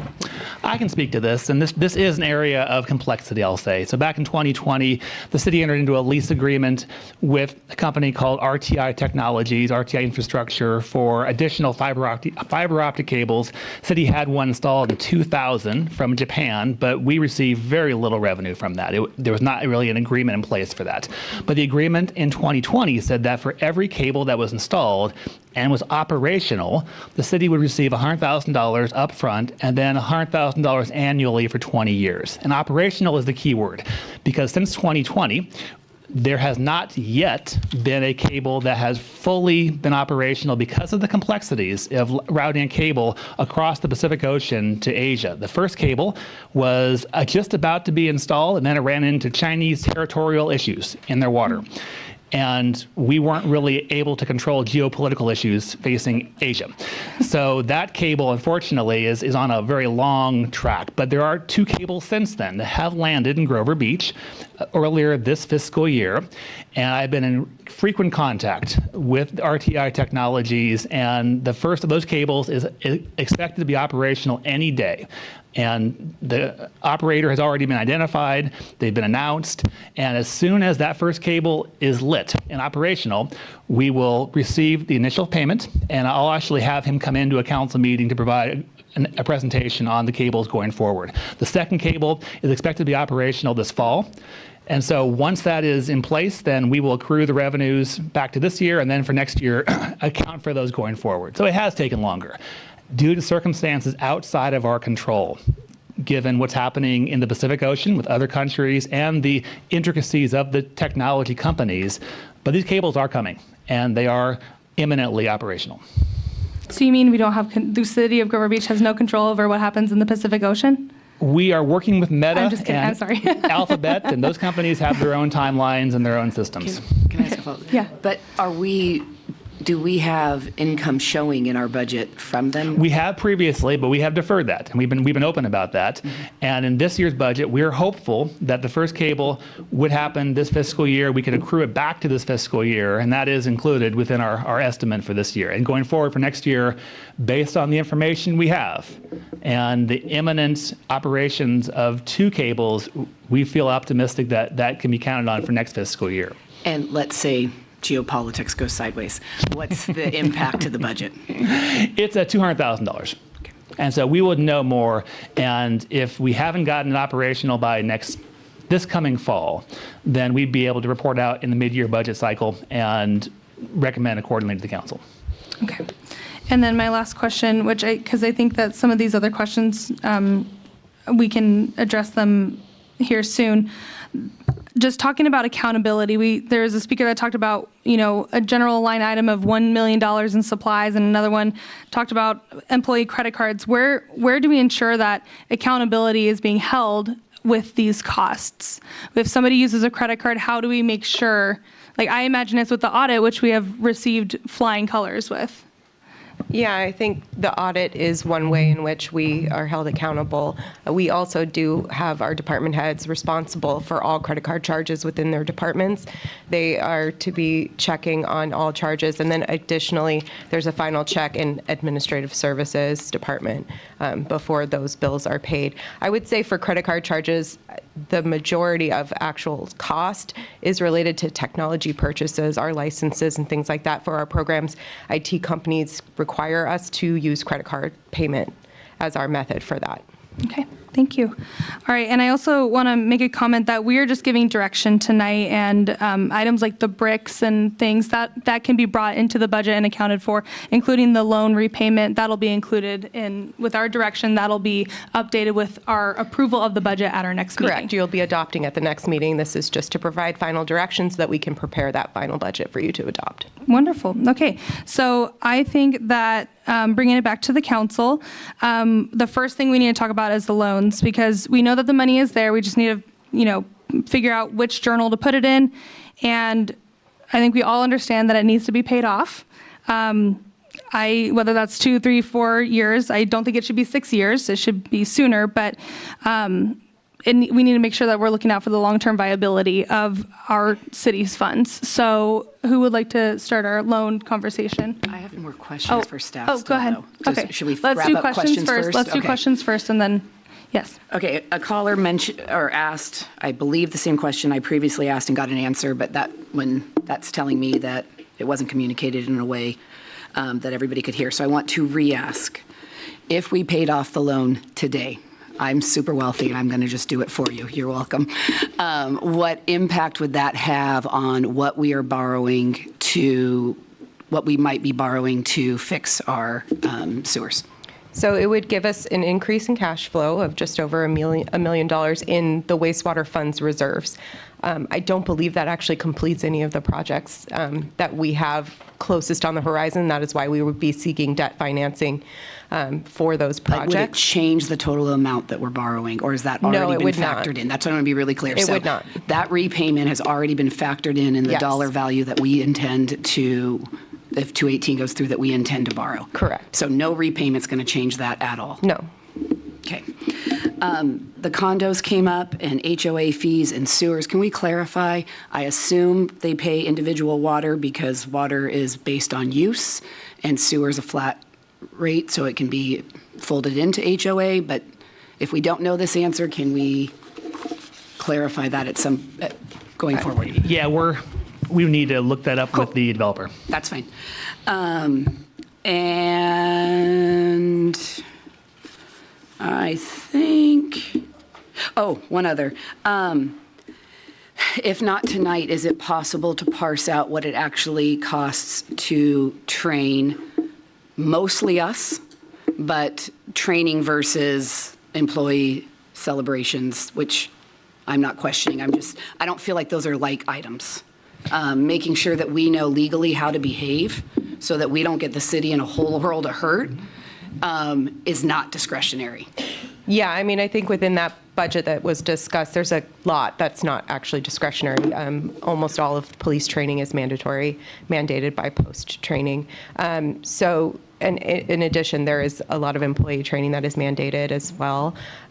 We could do an analysis of mandated training versus discretionary items. It would take some time for I don't staff want to to parse kill through your that. staff time, but also if we could get kind of a picture, because I think we're mixing apples and oranges, calling training discretionary. Yeah, we can bring that back at a future date. Thanks. I do think that's all my questions. Yeah, I was going to suggest the same thing, some type of pie chart maybe. So, Okay. Go ahead. And one question, since the idea of a new city hall was brought up, is there actually any money set aside to do a new city hall? There is not. Okay. And is there any money set aside to do a new police station? Not at this time. Okay, because that assessment that was done a couple years ago now, basically action on those two things hasn't moved forward. It just was. Correct. Those are unfunded needs in our CIP. Okay. And this two-year budget doesn't move either of them forward? Correct. Okay. And for the unfunded liability, when was the last time the city was fully paid up in its unfunded liabilities? I don't know that we ever have been. I don't think that that's generally the practice of any city. Yeah, there's only a few cities in the entire state, I think, that's ever done that. But for that, though, outside the payments, the annual payments that the employer portion, not the employee side has to do. So for those, if we do advance payments, what's the benefit of those? I'll turn that question over to Director Zomet. I think I understand it as is you're asking what is it if we pay off the unfunded liability quicker? What's the benefit? You do save money over time. So right now, unfunded liability is amortized over a 30-year period. Generally, they offer 10 or 20-year periods as well. Obviously, you save on the interest costs or the cost of financing those. So they're charging you for that. Additionally, you are not extended so far out into the future. However, the issue becomes that these are all built on assumptions or models. So if CalPERS comes back and increases their discount rate, then we might be paying too much in our unfunded liability. Whereas if they lower it, then we could be paying too little. So all of the advance payments that you make may be too little or too much. If they come back and they do a revision on their discount rate. So I think suffice it to say, you're generally on a 30-year fixed amortization window that can also be sped up and paid off in 10 or 20 years. You do save interest costs. However, you're subject to market conditions such as the discount rate, which will be set, I believe, later this year in the fall, which is how much they expect to earn from investments, which can change things altogether. So you could come back to it the next following year and you have a completely different amortization schedule than you did the year before. So you would owe more money, ostensibly. And can you rephrase what the discount rate is? Because that phrase, it's technical, but it's confusing in the way it sounds. Sure, of course. Discount rate just means the earnings on our investments or the earnings on the money we have with CalPERS or we've been investing with CalPERS, so in the market. So the higher the discount rate, the more they expect to earn. The lower, the less. Generally, their strategy has been to lower the discount rate, so that pushes our UAL up. Gotcha. And does anyone know why no council in the past has ever fully paid up our unfunded liability and its history in that case? I can't speak to the speculation, but just to note that we have an unfunded liability of around $10 to $12 million. That's a very large number for any one council at one time to pay off. Cities typically are on a long-term payment plan to pay that off over many years. Okay. Can we get on to the wastewater loans? Yeah, that's why I want to. Okay, sure, go ahead. Sure. All right, go ahead. So, okay, if I'm starting that one, then because, and I mentioned at our council meeting in May, that basically, 6 years I thought was way too long, that one of the loans is from 2008, 2009, that period. So I do want to see this accelerated to get done, since if it goes on for too long, it'll just get lost and there'll be additional needs. So I think since the 2024 through 2025 fiscal year budget, which we're currently until the end of the month, is included in one of those years, the ideal would be the 3-year option because it's basically done within this 2-year budget of 2025 through 2027. And I'm open to 4, but I think if we get it done in this part, we know it'll get accomplished. And that's the ideal part for me.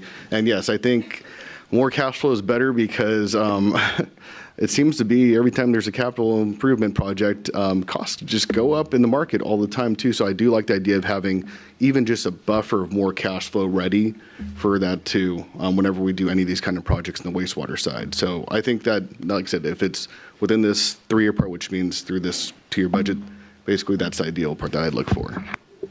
Councilmember McCory Driscoll?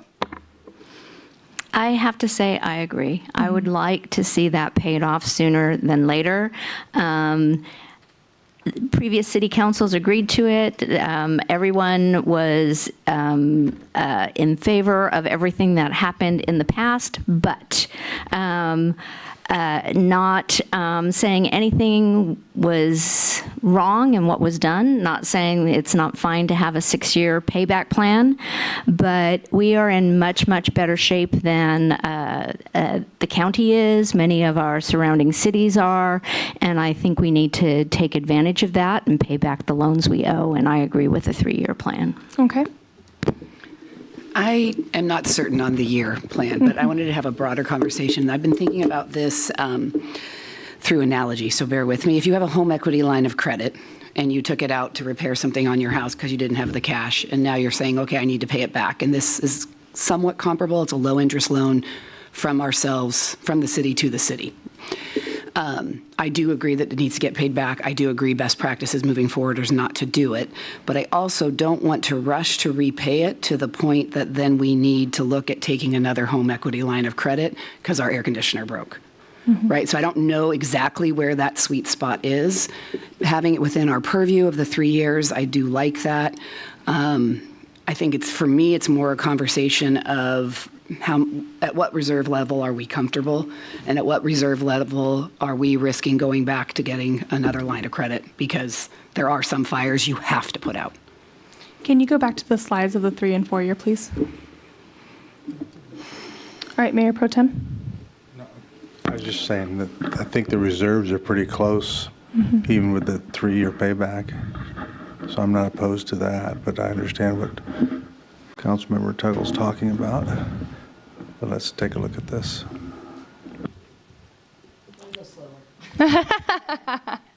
So those are 4 years. It's good for everybody to kind of process and really think, where is that?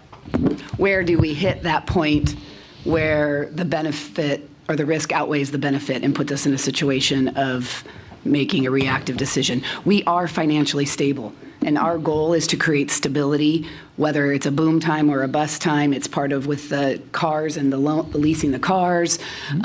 It's a lot of what our conversations collectively have been about. So I just want to make sure we don't go too far. And what is that sweet spot? And that's really more the conversation I'd like to have. Where are we safe, and where have we made ourselves vulnerable again?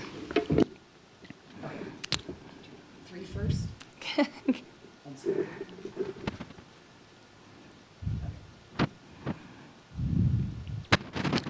Anybody have thoughts, concerns looking at this? So for me, when I was looking at this repayment plan, I was looking at option the 3 years or the 4 years.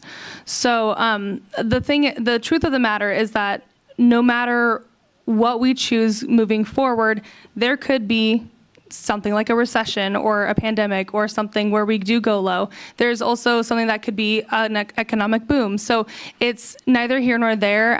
We are still at our 25%, which makes me very happy. I wouldn't want to go lower than 3 years. So I was comfortable with the 3-year or the 4-year payment back plan. Can I look at 2 quickly?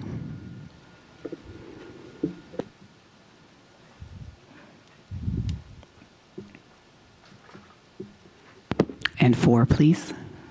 Thank you to our people in the audience for bearing with us. This is a really big decision for us, and I think that past councils have tried this, and now we're talking about it now. So I'm very proud of us for doing that. Go ahead. So sorry. That's okay. From what I've noticed, we're talking about a differential of 25.48 versus 25.63 being our lowest. So we're not talking about a large percentage there. I think the other reason is because we're the ones who just voted to keep our reserve at 25%. So we said to increase that. I want to make sure that we're not just increasing our reserve and not paying attention to our responsibilities of that loan. And so to be able to pay it back in that 3 years, to be paying it back during this fiscal period with the small differential, I think holds us accountable as a group. And I'd like to see us step up to that and be responsible for the 25% and for repaying the loan within the 2-year budget cycle that we're looking at. Definitely agree. Yeah. Yeah, and if you go back to the 3-year part, and I think one of the benefits of paying it back earlier too is because we're not actually having any money essentially go out of our city. It's all city funds that are repaying other parts of the city budget too. That it does create kind of a buffer zone for us too when it comes to our expenditures, because we know that basically we're spending money back into the budget in a different part. So as far as if we do run into an extraordinary economic event that's out of our control and hits us hard too, that it actually helps us in that sense too, that we slow down some of our spending during those times too, while still remaining, our reserves are still hit the goal. So I think that's one of the benefits of doing it within this 2-year budget through this 3-year repayment. Yeah, I think the 3-year actually does make sense. And I mean, the truth is repaying it doesn't really change much other than our good word and really trying to do good business and sustainable, repeatable behaviors that create stability over time. So I like the idea of it being in our purview. Okay, The next 3 so years. what I'm hearing, it sounds like I'm hearing the 3-year, everybody is in consensus with the 3-year plan. We don't have to take a motion on it, we just have to get that direction to staff. So 3-year plan, make it happen, please. Thank you. Understood. And this will be incorporated into the final budget for adoption on June 23rd. Perfect, thank you so much. Okay, so that being done, are there any other direction for the budget? Parsing out fire.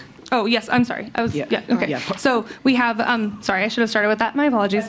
So I have written down the direction of separating fire or parsing out fire from the non-department wages, and then separating the training of the council from the employee benefits, making those separated in that item. Except for I would just say training at large. Again, I don't want to bury you guys in the weeds.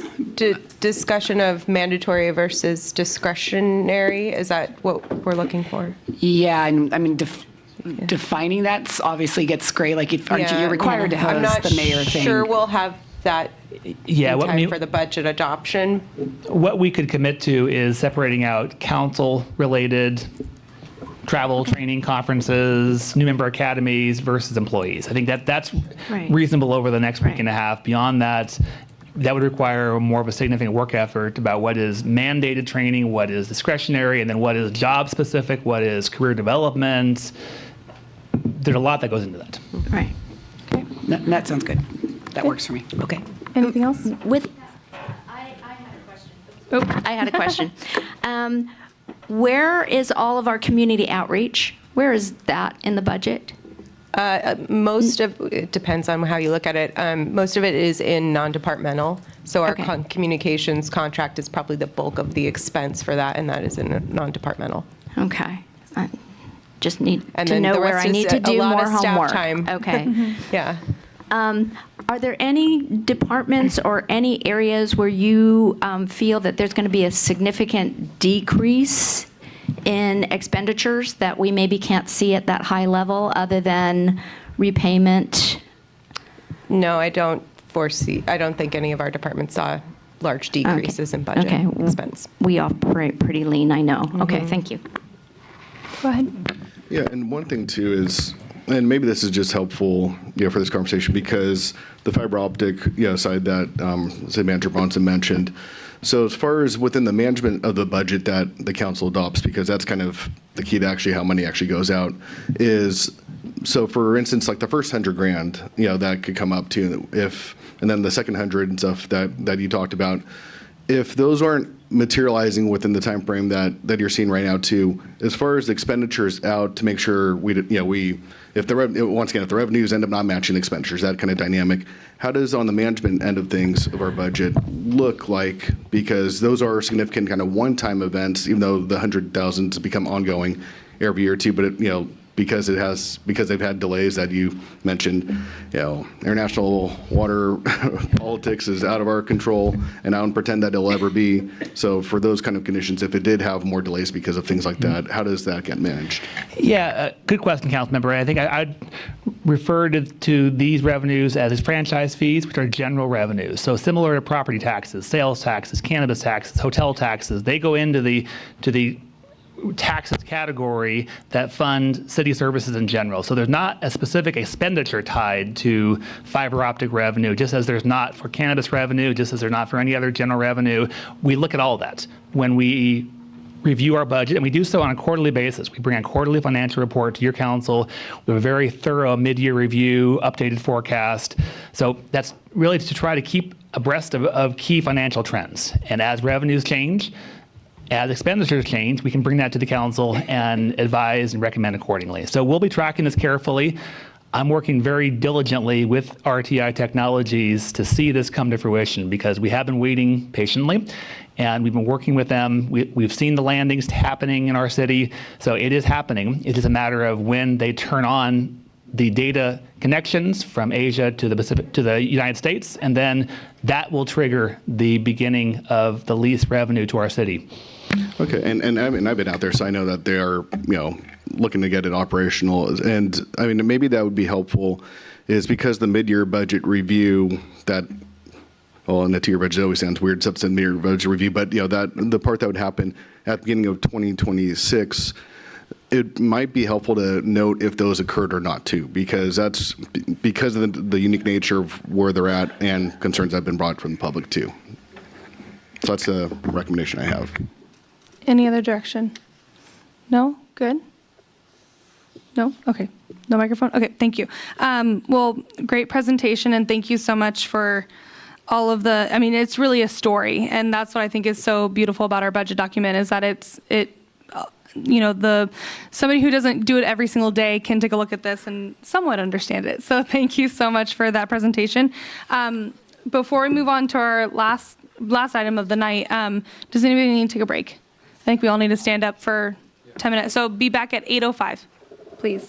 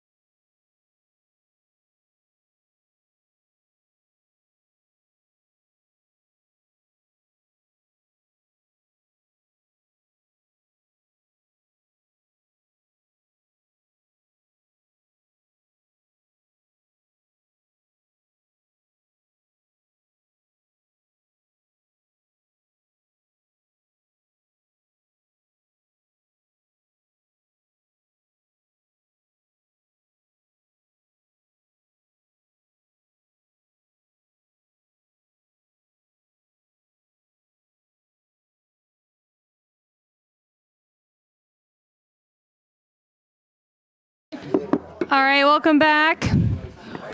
Welcome back. Turn on my microphone. Is it on? Welcome back. Welcome back. There we go. All right, welcome back. We will now, all right, we're going to continue on with our meeting. Now is the public hearing for the 218 and adoption, or of the, sorry, Proposition 218, public hearing and adoption of proposed wastewater rate structure. And I will call on Administrative Service Director Zamet. We're seeing a lot of you tonight. Yes. 2 in a row. So I will go through the Proposition 218 hearing for wastewater rates presentation. So just to give some background, on March 24th, 2025, we presented to the results of the updated wastewater utility rate study provided by Clayton Tuckfield of Tuckfield and Associates. Those he was reviewing rates that were adopted in May 2021, establishing, and those were reestablished after those were established after the repeal of the rate structure that was adopted in 2023. The existing rate structure, as you know, does not fully or sufficiently fund operations or maintenance costs, or the additional $15 million in infrastructure improvements needed for existing system deficiencies and future needs. Inability to fund necessary sewer risks, community health and safety delays, and as well as Measure K14 projects. So the purpose of the rate study is to evaluate the existing sewer revenue, provide for current and future operation of the system through maintenance and capital improvement funding, meet minimum reserve level requirements as defined in our reserves, or reserve policy, and provide for our legal obligations for outstanding debt, and develop and generate sufficient revenue to meet costs of providing essential services. Why are rates changing? Ongoing financial support for the enterprise system. O&M expenses continue to increase. We obviously have increases in benefits, electricity, chemicals, general management and administration costs. We also want to maintain cash reserves at appropriate levels for operating and capital expenses. Capital needs of the wastewater system, as you'll see on the next slide, for system replacements, improvements, new debt. We have proposed is $4.2 million in FY 25-26, 1.8 in 27-28, and 1.6. The new debt will require debt service payments and require the sewer fund to meet minimum debt coverage ratios, so the net revenues. So wastewater capital improvement program, as you can see on there, it's largely driven in the next fiscal year. There's a $4.65 million sum, and that's a large project of $3.9 million. You can see for sewer upgrade, existing flow, and then you can see that line item again in 27-28 at $2.7 million, and then another $2 million on that line item in 29-30. The proposed rate structure, annual increases of 17.8% over the next each of the next 5 fiscal years, commencing July 1, 2025. Bi-monthly bill of single-family. Bi-monthly bill for single-family residential wastewater customers would increase from $25.64 to $30.20. It's a monthly increase of $2.28, increasing to $16.26 in year 5. So at the end of the term. Comparison with other cities, we're obviously comparing to existing rates. So current bill, we are the 3rd lowest in the county. Afterwards, barring no other rate studies that are currently ongoing, we would still maintain that position of 3rd. Although we will note that San Luis Obispo, Atascadero, Oceano, and Arroyo Grande are currently undergoing the rate study process. We've conducted significant amounts of outreach. This is a copy of our outreach page where we listed all of the materials related to the sewer increase. Moving forward, we went through the Proposition 218 process.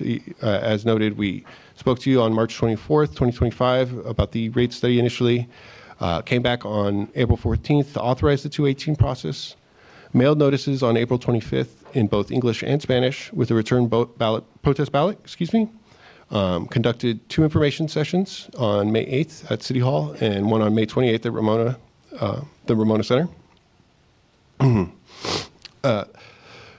A simple majority is needed, which is a simple, if a simple majority of parcels plus 1 protests the new rates, they cannot be adopted by council. Staff has determined that threshold to be 2,681 for the city of Grover Beach. And then the city clerk will be able to provide the protest ballots at the time of the hearing. We don't need to go over that. And then on to recommendation. So conduct a 218 public hearing to determine the official number of written protests received on the proposed wastewater rate structure. If the number of valid protest letters are below 50% plus one of the number of parcels within the city, approve the proposed rate structure and adopt the resolution amending the master fee schedule for wastewater rates effective July 1, 2025. And then I can turn it over. Okay, awesome. So let's start with questions from our council. And I'll start with, go ahead. Mine just quick. On the outreach, did we also do something with the bills? Send out information via the monthly We bills? did indicate on the bills that we were having community information sessions. And also, Councilmember, we sent out a postcard mailer at the council's direction back in April that went out to every property owner, every customer, to let them know of information regarding the needs and the system requirements and where to go to get more information. That was in addition to the mailer that went out to every property owner and every customer as part of the 218 process. Okay, so we did not rely just on technology to communicate. No, Councilmember. Questions over here? Okay, go ahead. So when we say we mailed out to every property owner, did that go to the property owner, the tenant? Who did that go to? It went to property owners of record and customers. Okay, thank you. And so to clarify, I went to the people who'd be basically eligible to participate in the California Proposition 218 process because it's a restricted process. It went to more than those people. Okay, yes. so okay, that's helpful to say, and then just because it's always weird to talk about Proposition 218 since it was passed by voters, almost what was it 1996? I think it was too. So just for clarification, that so this process is one that was set by a California statewide voter approved process, that it's not one that we have full discretion to change the awkwardness of the aspects of it to. It comes from almost 30 years ago. Is that correct? That would be correct. It's from a statewide ballot measure that was passed in the mid-90s. Okay, and then one thing too that might be helpful is go to the capital improvements project slide that's a few back. Please. I could say please. Sure. And for some of these, because even though they're in our agenda packets, that's in the capital improvement projects, one from our budget item two, could you just add some, probably Greg and stuff, add some helpful context about what these are just briefly, just to remind everyone the nature of what these are about? I can. The majority of what you're seeing are upsizing an existing sewer lines by far. Roughly 2/3 of that is upsizing for conditions that existed in the city prior to 2019, and about roughly 1/3 is dedicated solely toward improvements needed to support future development. So that is basically planning to have pipes large enough for your build-out, for a build-out scenario estimated to be roughly 2030. So, and then there's a couple projects in here that involve upgrade of existing lift stations because some of them are very old, 70s and 80s technology. They're wearing out. So. That's an awkward thing to talk about my years I was born. But, now you feel me. Yeah, and so for and then just clarifying, because of the action the council took on the budget side, on the wastewater loan side, do you want to? I'd probably assume it would be you two to clarify how that intersects or doesn't intersect with the formal 218 process, because it's a distinct process. Yeah, it doesn't impact the 218 process because it does not change the rates that were noticed to the property owners and customers. But because of the California Proposition 218 process, that any rates approved from it, it's the ceiling, not the floor. The council can always delay, reduce. Correct, and times. as we've discussed before, if, for example, we were to receive grant funding in the future that could offset rates, we could bring that back to your council for consideration to reduce rates if possible. And even though it was last year with a different council makeup to the direction from then, that's still council policy at this point is if a federal community development block grant funding opportunity came up, that would be a wastewater project, that would be the focus of it. Is that correct? Correct, assuming the guidelines are what we anticipate they will be and that sort of project is eligible. Okay, because currently it's eligible by next year. We haven't received the until application process yet. And do we know when that will come out? It seems to not be ever consistent. We don't know. It's, at the whim of the state. Okay, And the feds, yeah. thanks. So those are my questions at this point. Okay.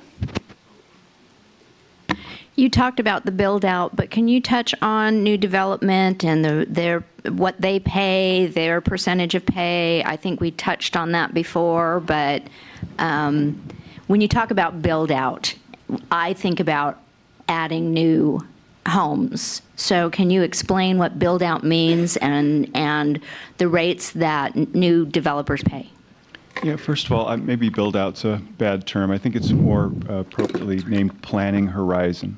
When you look at your sewer and water master plans, for example, or most of the plans you're developing to account for future growth, to account for changes in the city, and to make sure that you're trying to stay abreast of those changes, you look out at some planning horizon. So when we say build out, what we really mean is our planning horizon.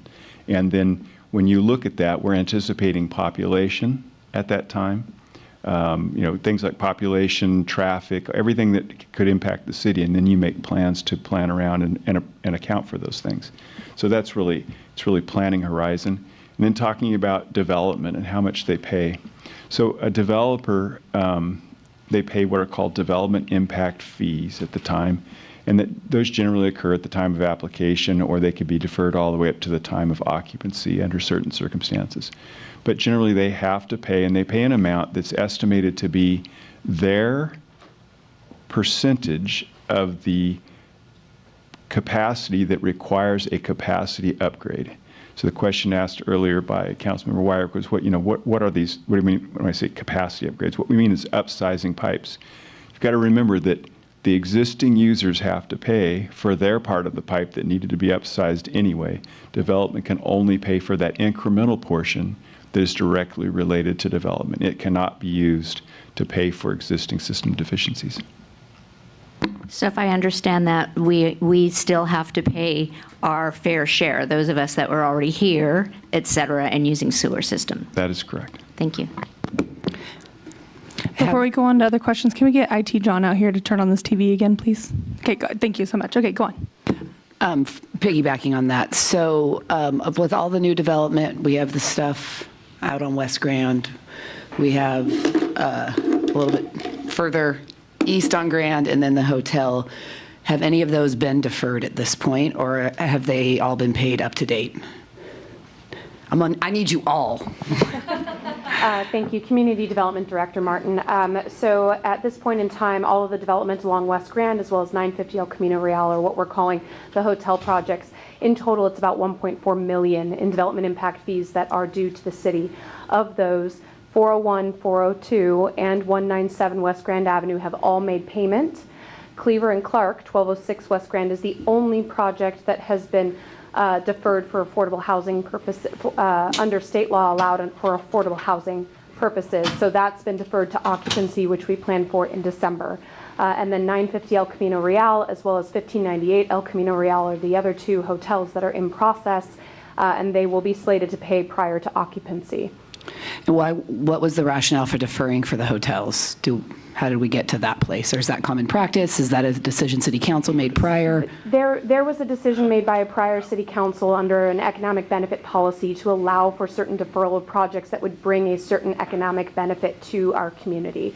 And so both 950 El Camino Real and I believe 1598 were in receipt under that policy of a former council. Okay, so just so I make sure, because honestly, when you say addresses, I don't know what you're talking about. I have to really think. So the hotels were deferred for occupancy. The low-income housing was deferred because it is good practice to get low-income housing built.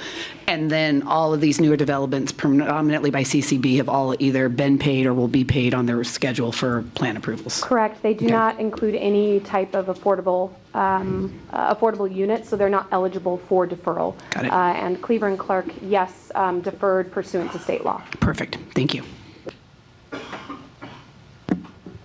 I find this a little bit hard for me to read. So can you tell me those three deferred properties, how much revenue will they bring in when they pay? I can speak to that. So And there's really just two properties actually that are under construction right now. The 1598 is still quite a number of years away, so that's not included here. But for the Cleaver and Clark Commons property, what is estimated to be paid at occupancy is $298,000 total. That is the reflection of their impacts to our various DIF categories, from administrative needs, fire protection, law enforcement, all down the list, including wastewater, which is a $32,000 DIF payment. For 950 El Camino Real, the hotel project, which was deferred as part of an economic development incentive many years ago, that is a $261,000 total DIF payment for those same categories, including a wastewater DIF payment of $21,000. Again, that is deferred and will be paid. There are no waivers. There are no not paying the fee. It's just deferred to occupancy versus building permit. Okay, so is that 53,000 then figured into any of the numbers that we're looking at when it comes to wastewater and income? My understanding is that the Cleaver and Clark and actually 950 El Camino Real numbers are included in our 5-year financial plan for the wastewater fund. Woohoo, $10K a year, all right. Go ahead. And for the hotel, the economic incentive policy, when was the last time that was updated? It has not been updated since the council adopted it in 2018. Okay. And then for the Cleaver and Clark one, I say this kind of knowing the answer because I was there too, but did the council, but the council did approve the deferral because of different reasons, like for instance, low income affordable housing projects that basically have very strict timelines too. So that's part of their different financial, process too. That was that an accurate statement? Could that be an accurate statement? That's correct. Okay. All right. Thanks. Is that it for our questions? Okay, so I will now open the public hearing. After we have heard from all the speakers, we will close the public hearing, and at that time, no more protests will be accepted. We'll take a short recess as the city clerk counts the protests that have come in this evening, and we will report back on the total number of protests received when we reconvene back into open session. Perfect. Okay, so we will start with Mark Davis, and then David Swift. Did David Swift leave? Can I get a nod? Yes, I did. Okay. I have his question. Okay. We'll talk about that in a second. Okay, go ahead, Mark Davis. Thank you, Mayor. Good evening, Mayor, council members. I appreciate this opportunity to speak about the wastewater rate increase. I'm a resident of Grover Beach, and I'm here to speak in opposition to the rate increase. I understand the need to upgrade our infrastructure. However, I believe this rate increase is too aggressive. One of the things that I think may not be understood by all of the residents in the city, and perhaps not even by people in this room, is that in conjunction with the city's proposed rate increase, there's also a proposed rate increase from the South County Sanitation District. And when those two rate increases both go into effect over 5 years, it will approximately double the amount of wastewater fees that people in this city pay. And I think that's just an egregious overstep, particularly when so many people are struggling to pay their bills and survive in this beautiful place, but it has an incredibly high cost of living.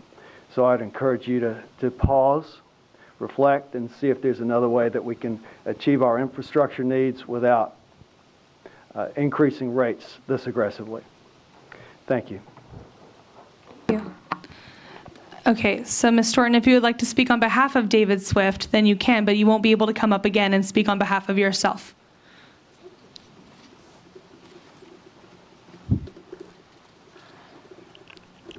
Pamela Storton again, South Grover. So about 1.5 years ago, G24, we started planning for G24, and that did ultimately pass to repeal the water rates. At that point, the city was blaming the citizens and said there were certain things outstanding that couldn't be done. And for example, it was a project on Oak Park, which was $900,000. I think that was CCB's, some development issue. And then also, the other one was South Side sewer delay impacts on CCB at Oak Park and a Ninth Street and Ramona to Newport. And the city manager said, we can't fund those, we can't do those because we don't have the money. But voila, we have 1.2 million that was sitting there that could have been used. This is an issue of culture. It was there, it could have been done, and it took the citizens to find that. That is a problem. You can't blame the citizens for their legal rights on a 65% G24 ballot, and now you're coming back again when they told you we don't want this. We don't want Central Coast Blue. You guys are setting up right now with this increase in lines for Central Coast Blue to come right back into Grover Beach and use those sewer lines. So that's a future, and they've said no, and we know, along with the South San and this increase, what's next, a water rate increase? You guys just split the G24 in half, and you're going against what the voters want. And a few years down the road, Central Coast Blue is going to come back, and you're going to say, oh, we have the lines. Come on, guys. Right through the streets and neighborhoods of Grover Beach into South Grover, the poorest part of the community, and you're going to put that infrastructure there, and I see the writing on the wall that you're going to allow it, most likely. Please make me wrong, because your citizens told you, we don't want the wastewater, we don't want the water rate increase, we don't want Central Coast Blue in our town. We don't agree with it, 65%. And we had 1.2 million hidden that could have gone to this. That's a shame, and it's sad, and it took the citizens to point it out. Thank you. We have Bob Peralt, followed by Brenda Auer.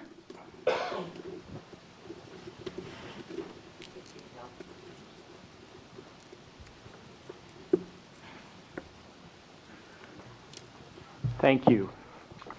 First of all, I would like to support the staff's recommendations provided that the protest level is not reached. One of the things I would like to point out is it's been a while since the sewer has had a 218 process. I think the last one was in 2021. Typically, these occur about every 5 years, but there's no necessary guideline to that. If something changes or you're aware of new information, then you need to go through the process again. And that's, in fact, what has been done. I think it's important to recognize that these will be top-level rate adjustments. For a residence, it's roughly $5 every 2 months. And eventually it will become $8 every 2 months. To keep that infrastructure where it needs to be to make sure that the city is moving towards a vibrant community is extremely important. Having worked again on the street program, as Ms.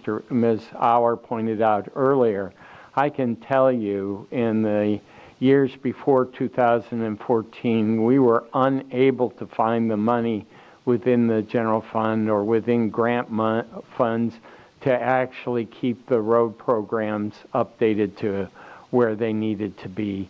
And if we are paying $750,000 at the end of that time, that didn't really accomplish much in the way those streets were deteriorating.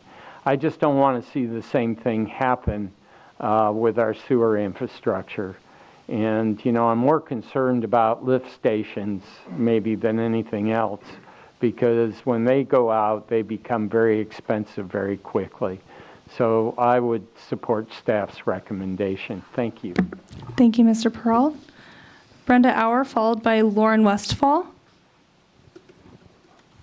I feel so redundant. Seems like I keep saying the same thing. You know, we got to fix our streets. We got to fix our sewer. But it wasn't a priority. when we could have applied for grant money for it. Yeah, I know the park was an easier grant money take, but we could have applied for the sewer. I think that whoever's in charge of the grants would have said, these poor people need sewer. Let's give it to them. Instead, we applied for park money. It's sad. It was a huge mistake. Just like Central Coast Blue was a huge mistake. Went on for years and years and years and years. And I stood here and asked you to stop it for almost a year before you finally did. You spent another $100,000, or how much million? Was it 10 million that we spent on Central Coast Blue? Still can't get that answer. I'm afraid this is a snaky deal we got going on here. I think that you're trying to fix the sewer for Central Coast Blue to come back. The people spoke. The people got you to see Central Coast Blue was bad. And then the people spoke and recalled, tried to recall most of the council that voted to increase the water and sewer rates to double, which is what you're technically trying to do here again in a different kind of way. They won. The people won. They won a lawsuit. The people won the recall. The people won the repeal. And now you're just slapping us in the face. You'll know we did not knock. You don't have enough votes. So you know we didn't knock on doors. But you know what we're capable of. But we don't want to. We want you to work with us. Please. This is your community too. Why would we waste money? Why isn't Lauren Westfall being praised? Thank you, Lauren, for giving us our credit back. Everybody in town got a credit because the city was overcharging us. Thank you, Lauren. Excuse me. On that note, you should thank her too, babe, because she saved you some money, unless you don't pay for your water. So, thank you, Lauren, for finding the loans. She never got acknowledged. No, thank you. Instead, we were told that they were just discovered. After a decade? Excuse me. It's not fair. And why do you think I'm so disgruntled with the city? Because it's lies after lies, gaslighting. Here, let me talk to you for 15 minutes till you forget what your question was and you think maybe I answered it. On that note, take a look, kids. Come on, let's do what's right for Grover Beach. I can't be the only one that feels that way. The community feels that way. You should feel that way. Thank you, Ms. Sauer. Lauren Westfall, followed by Jeff Chambers.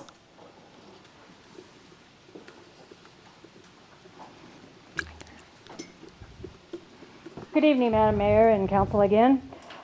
I'm sure you guys are tired of hearing me bring us up over and over. And I thank you guys, because you guys have made me use my brain every single night, reading your reports that are very conflicting. Several reports clearly state that the city manager is responsible for carrying out the policies and ordinance of the city council. Blah, blah, blah. He's very well compensated, as I said earlier.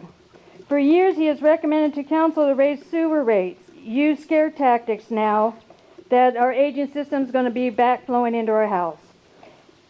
After past council, and I'm not saying you guys, past council, approved the last rate increase. And I'll quote from the city's annual budget report from 2018 to present. Additional challenges include deferred maintenance needs included the water and wastewater infrastructure in the need of replacement, but there is funding limitation and other options are being considered, such as long-term financing backed by your ratepayers' revenue. Us, we are paying. You guys set in 2018 an assistant policy that defers wastewater.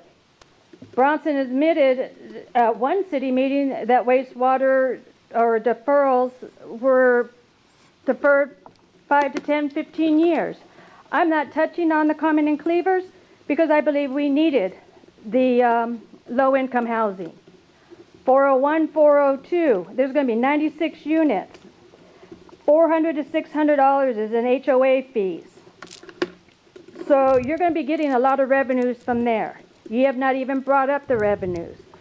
Put up that DIF schedule again. You need a police station. I don't care about City Hall. I don't care about Public Works. You need a police station. Yet Parks and Recs is getting most of the development fees.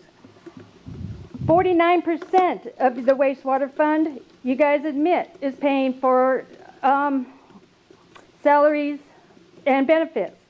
Another $1 million has been already spent on consultant fees. You guys need to postpone all this and reconsider what is really being asked of your community members to pay for the future community members. This, everything I've read, Front Street pump station, work has been completed. Another project 501, work has been completed. It's all states in your budget report, but yet it's still in your thing saying that work has not been completed. Stuff needs to be clarified. Thank you. Thank you, Ms. Westfall. Jeff Chambers, followed by Randall Myrick.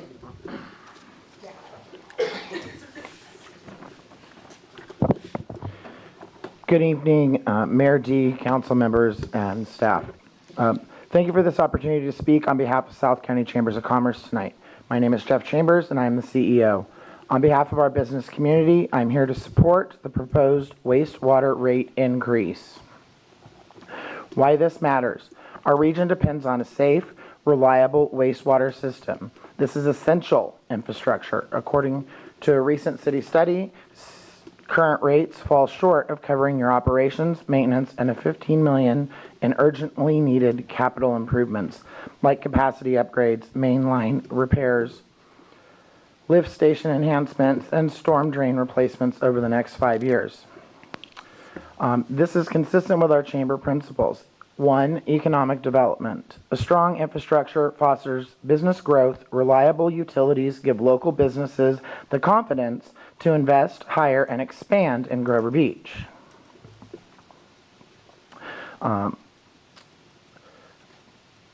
This aligns with our mission to create partnerships and opportunities that ensure South County businesses prosper. Environmental quality. Clean, well-maintained wastewater systems protect our community's health and natural resources. This proposed investment balances environmental protection with economic vitality, exactly how our guidelines recommend in supporting sustainable growth. 3, government efficiency and accountability. The funding request through Prop 218 follows a transparent process with mailed notices, public forums, a draft rate proposal, and tonight's hearing. Annual reviews of revenues and expenses ensure the Chamber's principles of cost-effective, accountable municipal services is honored. Public safety and community well-being. Upgrading aging infrastructure reduces the risk of system failures, backups, health hazards, thereby enhancing public safety and resiliency. Why now? Why phased increases? The proposed 17.8 annual increase beginning July 1, roughly $2.28 extra per month for an average home. Sounds like a lot, 17.8, but it's really 53 cents a week for the first year, and ends at $3.75 a week in the final year. They ensure the improvements are manageable, sustainable, and compliant with the Prop 218 5-year cap. Even after implementation, Grover Beach wastewater rates will remain among the lowest in San Luis Obispo County. In closing, this rate increase is measured, necessary response to real infrastructure needs, balancing fiscal responsibility, long-term benefits, and enables a cost-effective operations, environmental stewardship, and public health. We respectfully ask that you adopt the proposed rates. Thank you. Thank you. Mr. Chambers. Randall Myrick.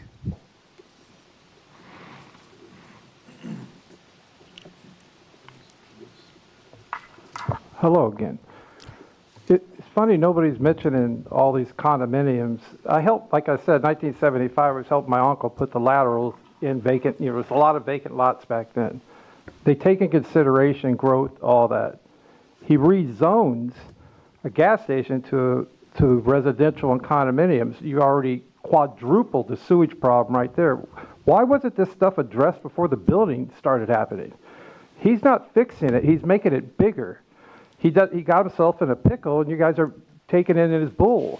He's not telling you the truth. Nobody's figuring out it has something to do with all the building, too.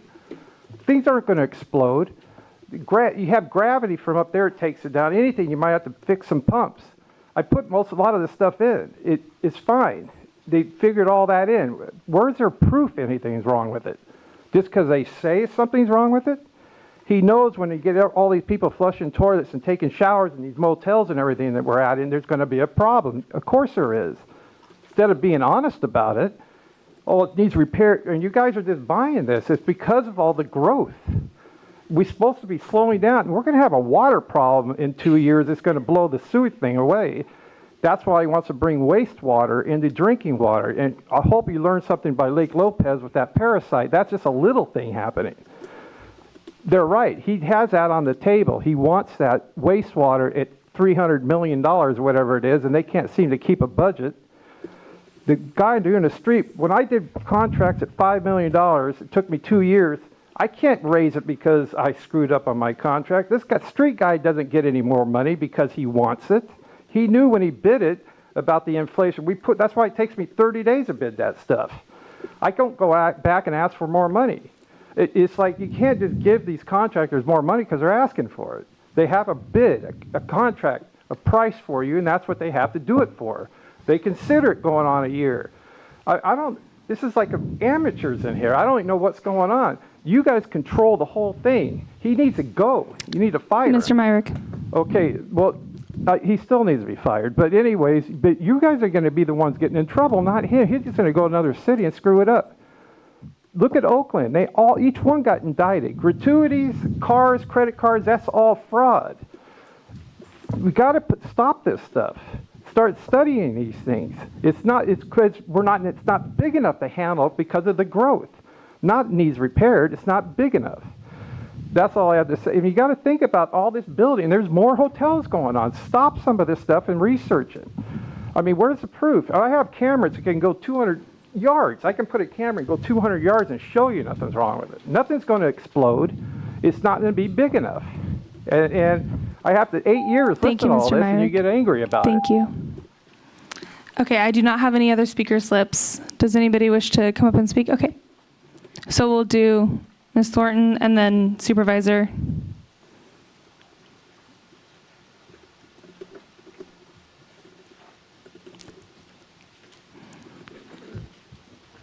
Marcia Thornton, Grover Beach.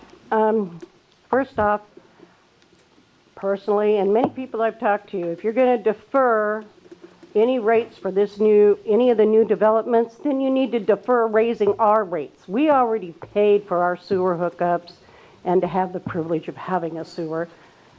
I don't think anybody that lives here should be responsible for paying fees that the developments should have covered. They should have paid to have any sewer upgrade because they created the need for it. We didn't. There aren't more citizens creating more sewage. You've got more building that's doing that. And for you guys to want to pass it on to us, it's really, really unfair. It's just wrong.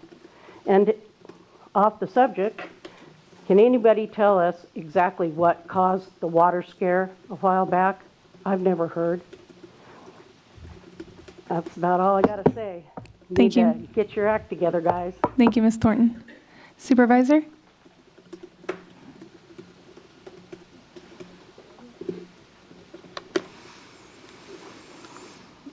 Good evening again.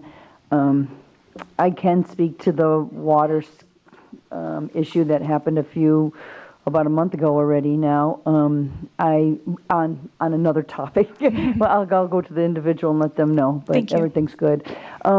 So, this is hard. Nearly every city in this county is going through rate hikes in regards to wastewater and water.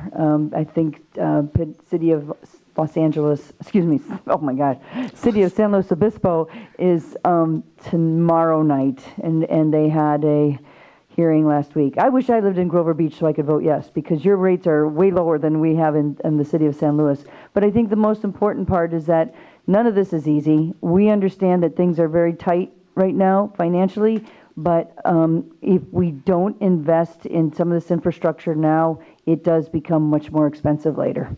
And that's just the way it is. It's really, it's hard for people to understand at times, but I just, can tell you that yes, expansion is needed. Yes, infrastructure wears out. Yes, we are building homes because that's what we're supposed to be doing, and it's because what we need for our employers. All of these things have an impact, and, you know, we kind of just have to work together on finding it, on taking it on. But delays and repairs can lead to catastrophic failures in the long run. So if you don't have capacity, you have problems, and I think that's really what you're dealing with here. And I just give you guys credit for all that you're putting up with and doing. And I know the community has, you know, a desire to direct, and we always want to listen to everybody. That's not what I was saying before, but when we can do it in a respectful manner and try to work together, I think that's really what we're all about here. So good luck to you, and I'm just happy to see you all here tonight. Thank you. Thank you, Supervisor.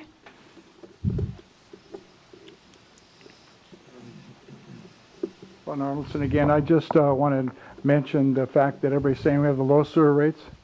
We probably have the least amount of sewer to take care of. We have a real small city here. We're not San Luis. We're not Aurora Grande. We're not Atascadero. We don't have all that outlying area to bring sewer in. So that's one of the reasons we have a lower sewer cost. We just don't have as much to maintain. I want to remind you we have about 238 new residential units coming online, and 3 or 4 new hotels, and potentially the Grover Beach Lodge. So those people should be paying their fair share when they come online. Thank you. Anybody else wish to come up and speak on this item? Go ahead.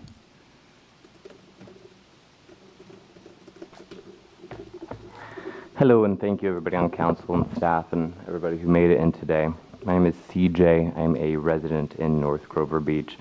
A lot of folks here understand this topic a lot better than I do and have done a lot more reading on this subject. However, funny enough, I'm a third-generation plumber, born and raised. I don't do that now, but that is in my blood, and it's who I am. And I really can't agree with the sentiment that the lines just don't need to be repaired. They're just, you know, that it's just wanting growth. I think that is a demonstrably dangerous way to think about our infrastructure, and then using examples of when that infrastructure was put in, I don't really think helped that case all that much.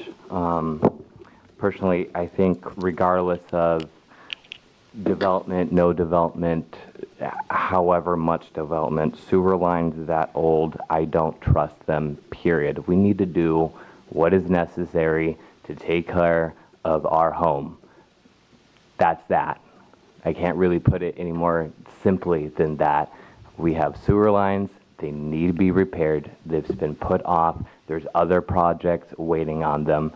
It's silly to have that kind of back and forth with the numbers that are being talked about for what we're actually going to be reaching into our pockets and paying, and for what is on the table to gain for that amount of money.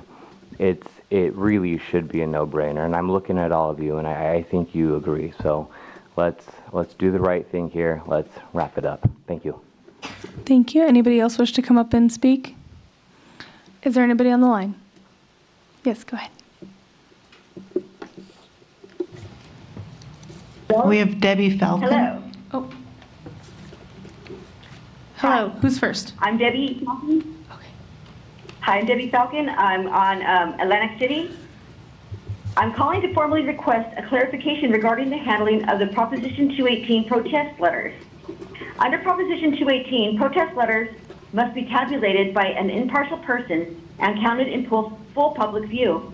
However, my husband went to City Hall today to turn in his protest letter. At the window were 2 young men. My husband handed his protest letter to one of these men. He observed these men handling the protest letter, and they had them stacked, kind of loosely sorted. This raises several concerns. Who were these men, and what were their roles in handling the protest letters?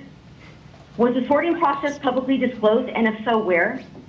Were any of the protest letters removed, altered, or discarded before the official tabulation? Will the tabulation process be conducted in full public view? Given the importance of transparency and due process, I respectfully request a formal response clarifying the procedures used to handle these protest letters. Oh, and another thing, by the way, In 2015, the developers at 950 El Camino Real signed an agreement with the city to defer the wastewater development impact fees in the amount of $195,000 for 15 years. That money is for the wastewater impact for the downstream mains. The amount the person said earlier was way off. The total amount of their development impact fees was $375,000 in 2015. Why are the numbers lower now? And one more question. Will the developers that have their impact fees deferred, will they be paying the amount that they signed when it's being deferred, when they deferred it, or else is it going to be the current rates now? Because these people that signed in 2015, they have to owe a lot more money because the rates have gone up, and why should we have to compensate for that amount that they should be paying? So that's all I have to say. Thank you for your comments.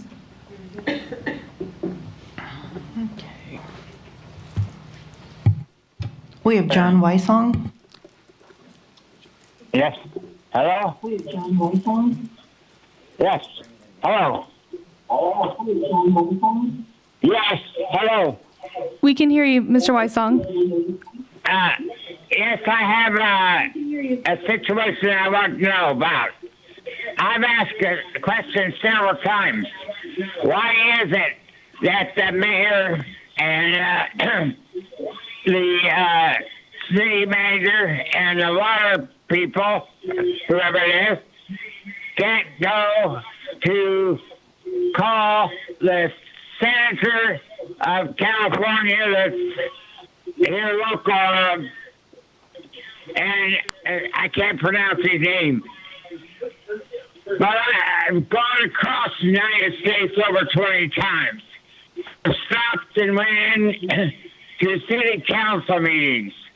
I've learned a lot because they told me how to go to Washington, D.C. and get the money for their water, their rain birds, and to water their crops. And to water their crops. Turn the TV down. I thought I was supposed to talk. Oh, they cut you off, but they couldn't hear you. I thought I was supposed to talk. She told me I talked too loud.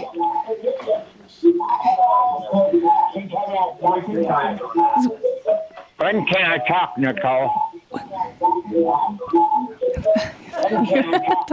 Okay, we can hear you, Mr. Weissong. You can continue. Just make sure you're talking about the sewer rates. What's going on up there? And turn your TV off. But I thought I don't have it on. Okay. You gotta turn the TV down. You can't have both of them on.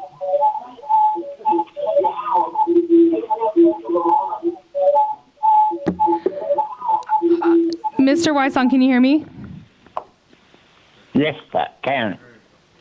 Okay. All right. Can you hear Are us? you ready? Pardon? Keep going with your comment. Okay. I can go now? You've been going, yes. Oh. Yeah.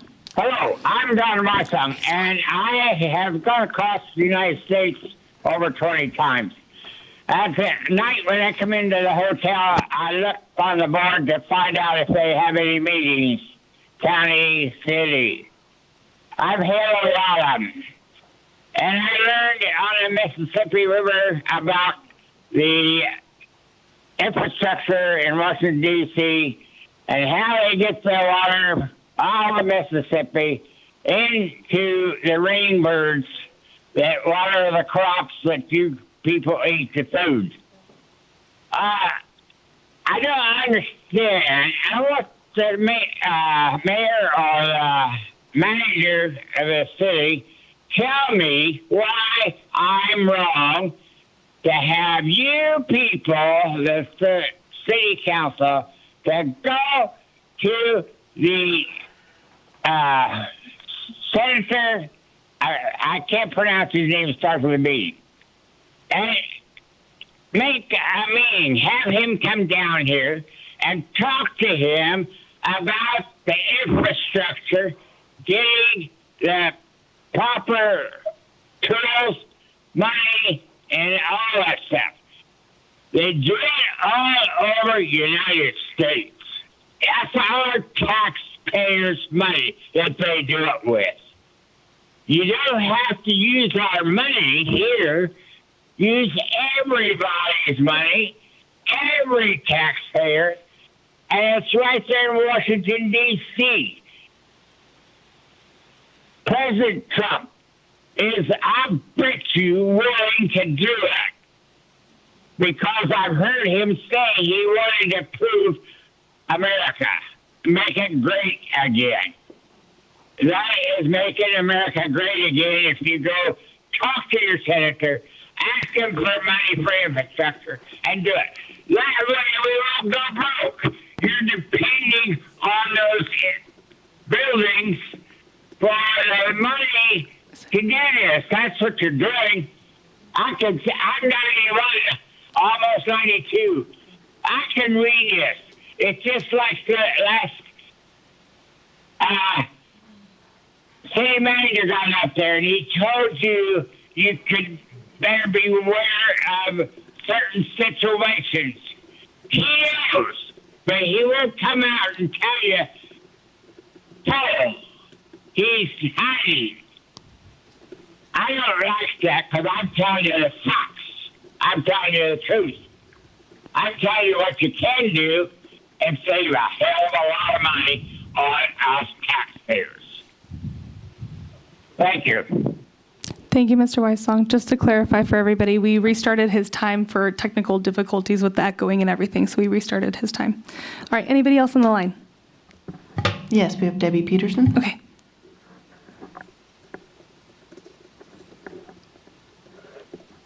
Hello, Ms. Peterson? City Council. Oh, there you go. Yeah. Hi, I'm Debbie from South Grover. And at the end of the day, you make the decision, regardless of what the protest numbers are. And remember, the voters already said no in November. And we do want the streets repaired, and 70% of them have already been repaired. That's what we're told. 70%, the work underneath the streets was done before the streets were repaired. I can't make the math work because we never saw the numbers plugged in to show why putting $1 million more in our reserves doesn't mean we borrow $1 million less. I'd like to see the numbers.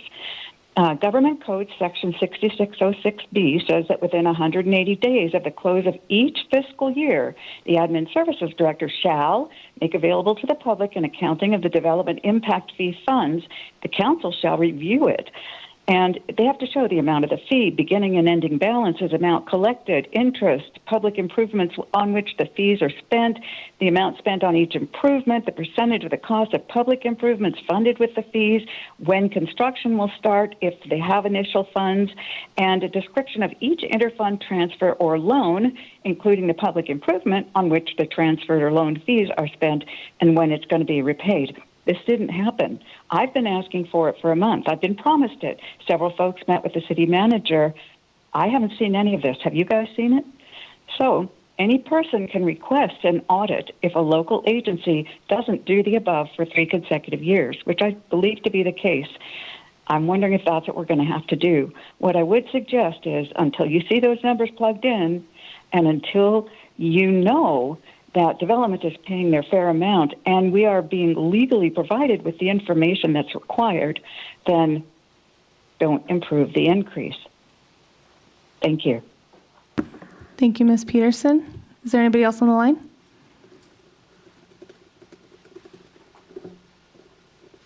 Karen Bright. Good evening. Hello. I appreciate the opportunity. Hello. I appreciate the opportunity to speak to the matter. It has been proven that consistent funding for infrastructure maintenance is critical to ensure the long-term well-being of a city. Improving infrastructure is an investment in the success of our city. It is fact. Great revenues supporting sewer and water services that do not keep pace with the cost of the infrastructure maintenance are common factors in the decline of a city. Clinton, Michigan is a prime example. The crux of this matter and the unescapable fact is 60-plus-year-old pipes will not fix themselves. I understand there's a lot of noise and misleading information being spread about. However, please know there are many who understand and support the need for funding our infrastructure maintenance. They may not be there tonight because they're at home with their families, relying on you as our city leaders to provide the services needed to keep them and our city safe, healthy, and successful. They, too, need your representation.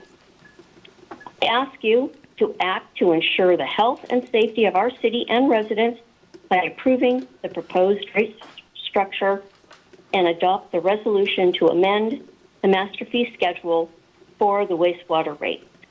Thank you very much. Thank you for your comments. Is there anybody else on the line?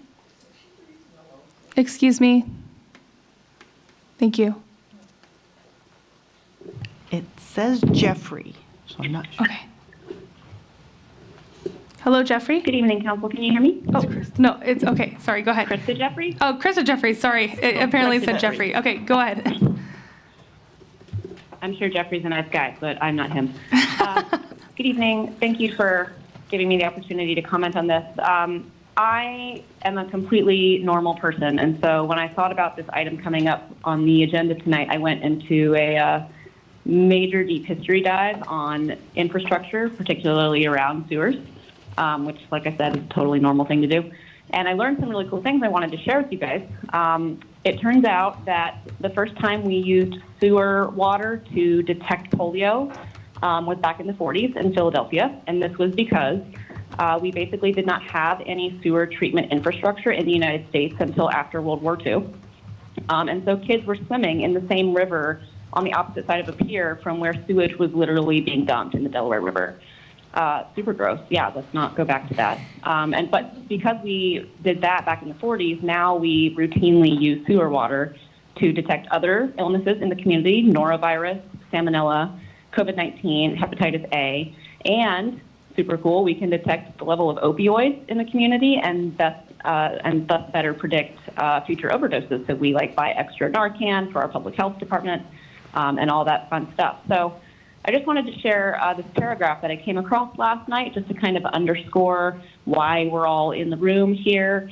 America had a major water crisis as cities again grew during economic expansion that followed World War II. As people migrated to urban areas, the increased volume of wastewater they produced overwhelmed the assimilative capacity of the nation's rivers, lakes, and estuaries, which had purified the modest amount of pollution that they had received in the previous years. For the next 25 years, foul smells emanated from urban waterways, dead fish washed up on shorelines, and runaway algal blooms became the norm in lakes. Water pollution was a nuisance, but city leaders lacked the will to tax their constituents to build sewage treatment infrastructure that might benefit downstream communities more than their own. And the state of the nation's waterways further deteriorated until the 1970s, which, as most of us know, is when we passed the Clean Water Act. So all this to say, too long didn't read. I really like having clean water to drink. I think, what was it, like $6 a week, $3 a week, something infinitesimal amount of money. I think that's a very fair rate to pay. The last time I spoke on this, I talked about how poop backed up into my front yard because the previous owner didn't fix the sewer lateral for 6 years. That's not a negative spin on something. That's stuff that can actually happen when we don't maintain our own infrastructure.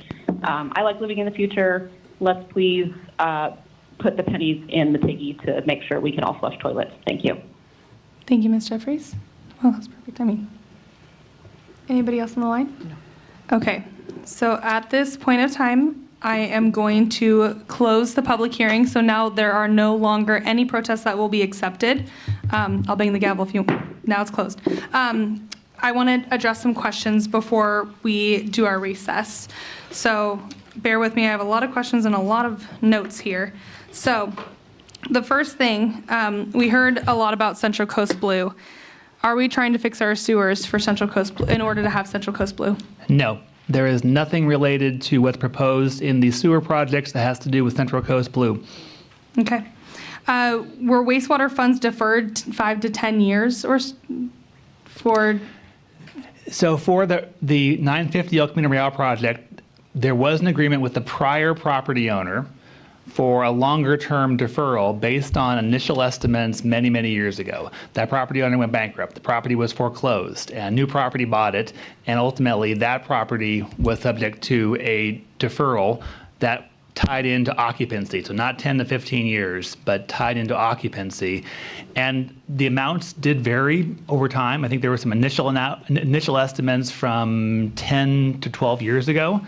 The final amounts come in when the project is ready to go forward. And so there is some variability in those amounts. There's also some work, I believe, that the developer did with their own on-site improvements that was different from what was originally proposed 10 plus years ago. So the figures I provided here are accurate numbers for the development impact fees generated at this time for that development with the current property owner.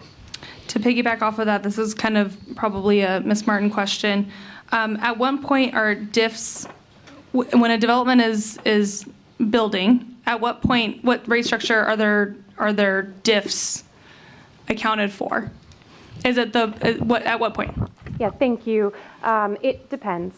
My favorite answer. So if a subdivision moves forward, so something that has to do with a map, like a condominium project, an applicant can apply for what's called a vesting tentative map as part of that approval. That vests them in time at the point that their application is accepted as complete for processing. So essentially, if you have a project that submits a map in 2019 and it's under a vesting tentative map, the fees, the rate structure, all of the rules that are set in place at that time apply to that project moving forward for as long as that project is what we consider alive. If somebody comes in with just a regular development application or just a regular map that isn't vesting, they are subject to the development impact fees at the time of their building permit application for when they submit for their building permit. Okay. As far as, the sewer was, before any development happened, was the sewer addressed? What types of, I mean, I know that we have a sewer master plan from 2018, 2019, is that correct? That's correct. The current sewer master plan was adopted in 2019.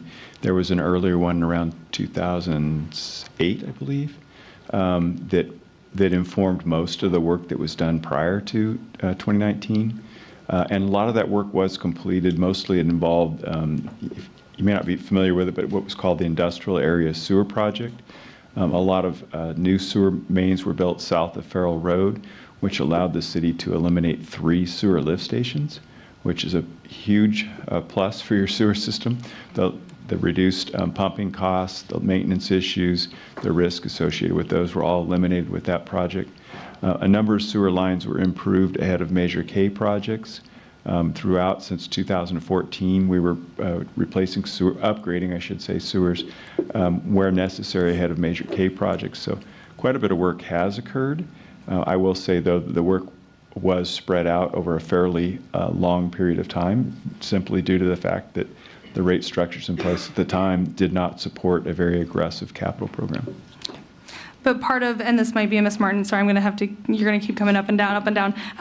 Part of a development application process is they go through this whole diff process on what size thing they have to build up to and what the impact is going to be on the community. And then, I can't believe I'm asking this again, all developers pay their fair share of their fees that they contribute to our community.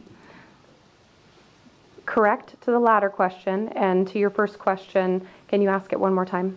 When they're in their application, part of the application is to have their environmental studies and stuff to see how much of an impact they're going to have on our community. Correct. Typically done by an engineer, civil engineer. Okay. All right, I think that's it from me. Thank you.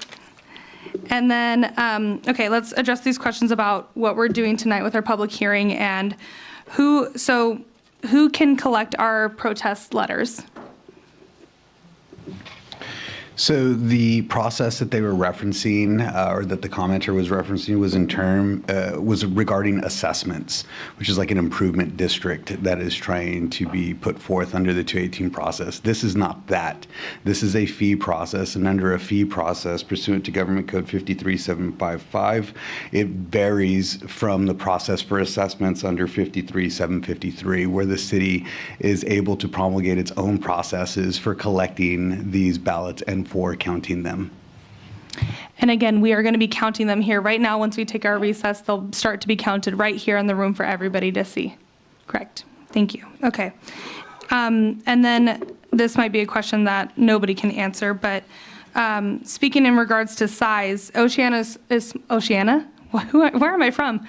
Oceana is smaller than us, but they are also going through a rate increase. And do you know how much their rate increase is? Yes, Mayor. So they have a Prop 218 water and sewer rate hearing scheduled for Wednesday night with the OCSD board. I can't speak to the water side, but on the sewer side, what's proposed, excuse me, is roughly a $9 a month increase in their sewer rates for their community based on their own assessment, their own rate study of what their needs are, despite being a community that's about half our size. If proposed, they would ultimately have a higher rate structure, but again, that's a decision for the OCSD board based on their own specific needs as a community, just as our decision before the council is based on what our needs are as a community with our sewer system. Okay. All right, any other questions I missed before? Go ahead. First, I wanted to get clarification. What entity or what individual actually is making the recommendations for what needs to be upgraded? Is that coming from you, or is that coming from the consultant we hired, some combination thereof? It's a combination thereof. Ultimately, we don't have the capability in-house to run a very complex computer modeling of our sewer system. And so we reach out to a consultant to do that rather high-level modeling of the system and all the verification to make sure that model is extremely accurate. And then we rely on that model to give us feedback as to what's currently happening in the system and then what would be anticipated to happen in the system. Based on that, then I, as your Public Works Director, put together the capital improvement program. But it's driven mostly by the consultant that we pay to look at our system to say, this is what you've got and this is what you need. It's driven by deficiencies identified by the consultant. Okay, thank you. The question of low income has come up. What is our current support for low income for utilities, and what does that look like going forward? I'm going to be honest, I'm naive to this topic, so. We operate the customer assistance program. We provide a low-income subsidy equal to the lowest tier cost for the single-family residents, and we fund that out of our general fund every year. It varies depending on the rate increase. This year, probably going to be slightly less, but we generally for the wastewater side would probably anticipate it being upwards of $60,000 to $70,000 per year. And what's the qualifying bar for that? We operate under the same qualifications that if you qualify for the PG&E CARE program, customer assistance program, then you qualify for ours. So it's low income validation through PG&E. Okay, thank you. Another question, I'm not certain who this goes to. It was brought up that how much of the development impact fees are going to the parks. How are the different categories assessed and assigned when we get development impact fees? Who's deciding how much goes to each line item?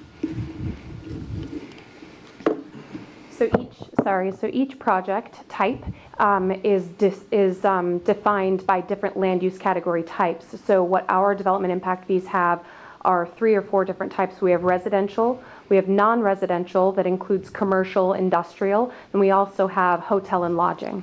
And each one is based on a formula that's developed through a Nexus study, which shows what the fair share cost of future facilities are needed to support that development. And so each of those is then broken down into different categories, such as parks, administrative facilities, police, fire, etc. And so you'll take, for example, a 2,500 square foot residential unit, you'll multiply that by the formula that's assigned to parks, and that parks line item is then put into the development impact fee pot for parks. and then only parks projects that are identified in either the unfunded needs or the funded needs in the capital improvement program and plan can then utilize those funds to support the needs of our parks and facilities of our parks. So I just need a little bit more clarification. I think I'm following you, but where's that actual formula coming from? You said Nexus? Yeah, so in 2024, our city prepared what's known as a development impact fee nexus study, and it looks at all of our capital improvement projects as well as our future build out or our planning horizon, and it looks at what the needs of our community will be over time to support existing residents as well as future residents. That nexus study is developed by a qualified consultant. We hired a financing consulting firm known as Wildan, and they prepared that for us and put together the calculations and formulas using our previous capital improvement program, as well as our facility needs assessment and several other planning documents to utilize to calculate what those formulas would be. And this is all available on our website under our development impact fee program under the community developments page. Okay, thank you. Two other questions that was brought up about HOA fees and income, but we don't get HOA fees as income other than if the HOA fee is deciding to pay sewer out of it, correct? That's a personal, private endeavor. Yeah? Okay. And then a comment was made about our jobs. We bid jobs and then they go up and we pay them more. My understanding, and I want to make sure I'm correct, because if I'm not, I would share the concern, is we estimate how much something's going to cost and that goes up, but an actual bid job is bid and then it's a set amount. So like if we're projecting what it's going to cost to do the sewer, we don't have bids right now. But when those bids come into place, then they become a set amount that contractor is beholden to. Correct. The project as scoped, precisely as scoped when the contractor bid it, will be paid at the price that they bid. If there's a change in scope, for example, West Grand Avenue, it changed from stamped asphalt to lithocrete sidewalks. That change in scope then comes at a cost that the contractor provides an estimate for. That cost is evaluated against other costs in similar projects and determined if it's a fair and reasonable cost, and then that's added to the original bid price as a change order. So without any change, a bid job is a bid job? That's correct. Okay, thank you. Any other questions? Why is it that we do things in 5-year increments?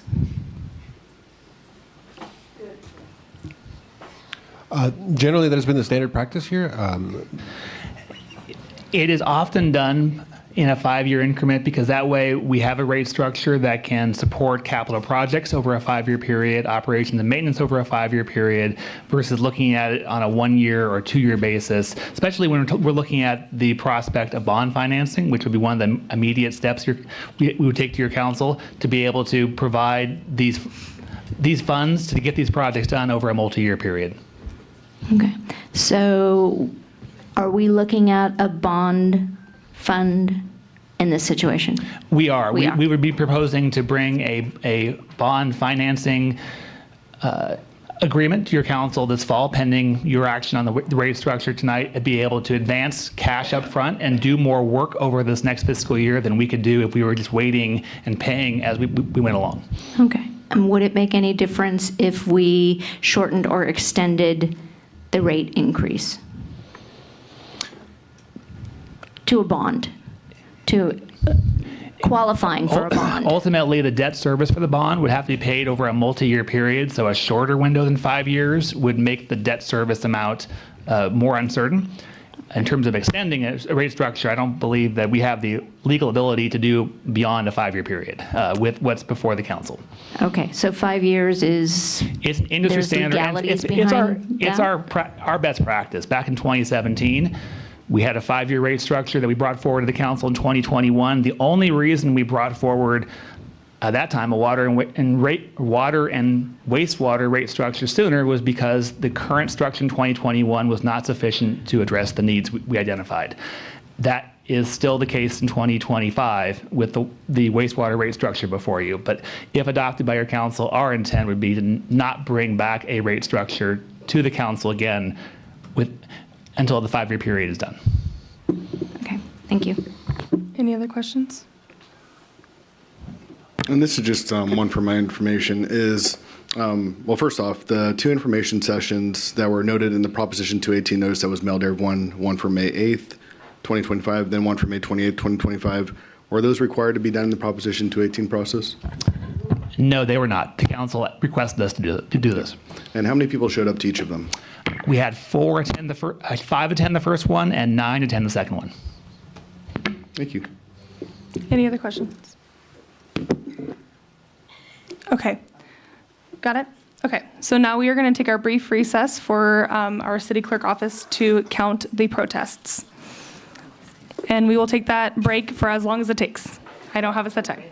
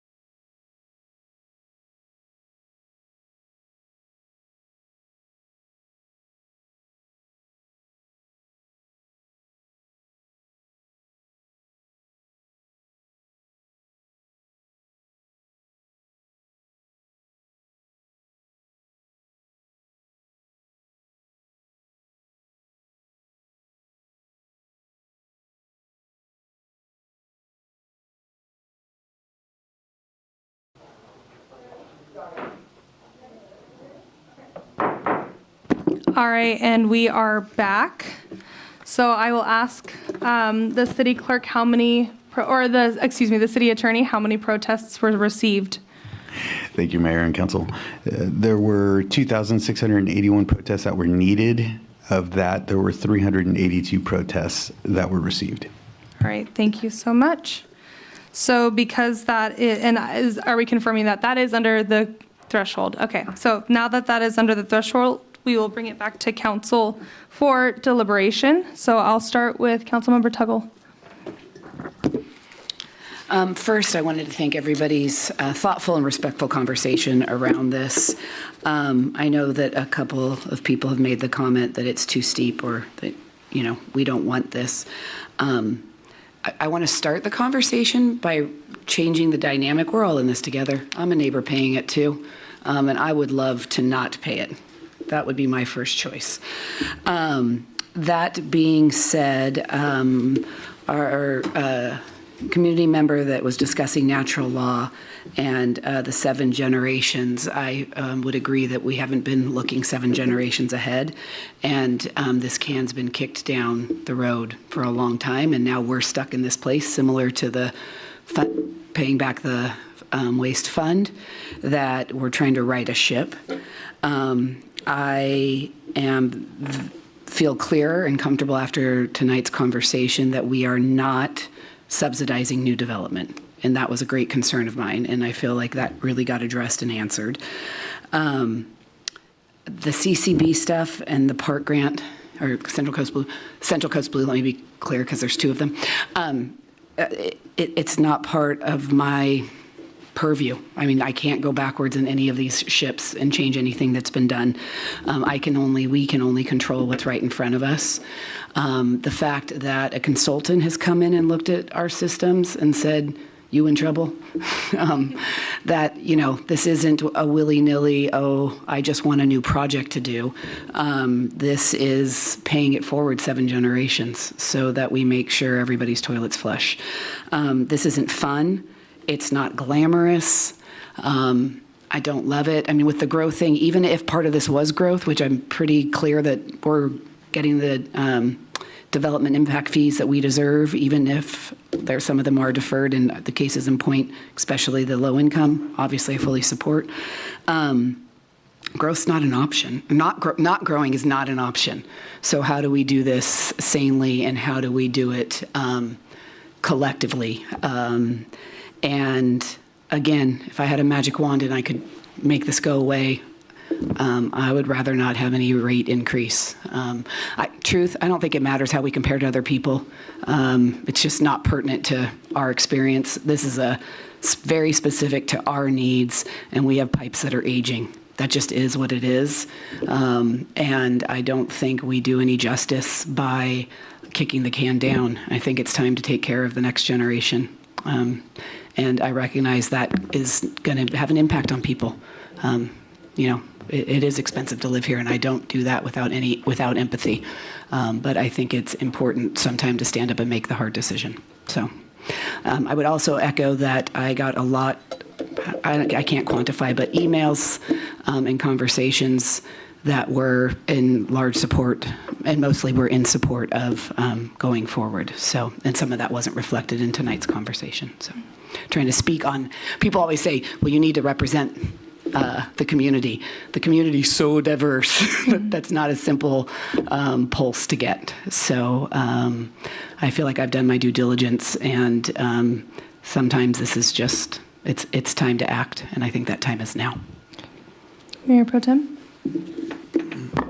Well, I'd agree with you on kicking the can down the road. I think that's been happening for decades, and these pipes that are underground are in desperate need of repair. I think that the longer we put it off, the more it's going to cost. I'm in construction, and today's dollar will not pay what tomorrow's dollar is going to cost. It's going to cost a tremendous amount of money. The rates will have to go up even higher if we keep putting it off. I think the rates are reasonable. I think that we should move forward with this. I, too, got a lot of emails and talked to a lot of people, and a lot of them are in support, in favor of fixing our infrastructure, and they're holding up our streets that we need to be repaired. I would be very disappointed in the future if I find out that the sewer lines were increased in order to bring back CCB, Central Coast Blue, because that's not our intent, and that's not on our horizon anytime soon until they bring down the cost of purifying that water. I don't think we're going to be raising water rates 3-4 times to do that, but we do need safe water and get these sewers up to snuff. And I think everyone needs to pay their fair share, and the longer we wait, the more it's going to cost. So I'm in agreement. Councilmember McCrory Driscoll. Thank you. I have to say I agree with a lot of the statements that Councilmember Tuttle just made. I wrote down the do no harm and seventh generation principle. That struck a chord with me. I have children, I have grandchildren, and I hope to have great grandchildren before I leave this earth. And I want to say planning for their future is something I take very seriously. And the idea that as a city, as a community, we have to take care of our needs and our future needs.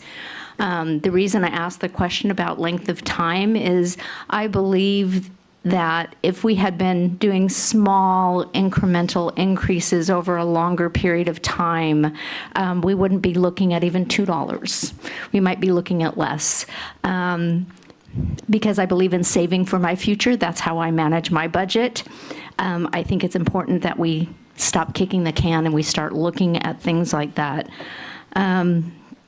I also think about the needs. I mean, basically sitting up here as a city council person, we are supposed to take care of certain needs, and police, fire, and infrastructure. That's our job. And I'm like everybody else.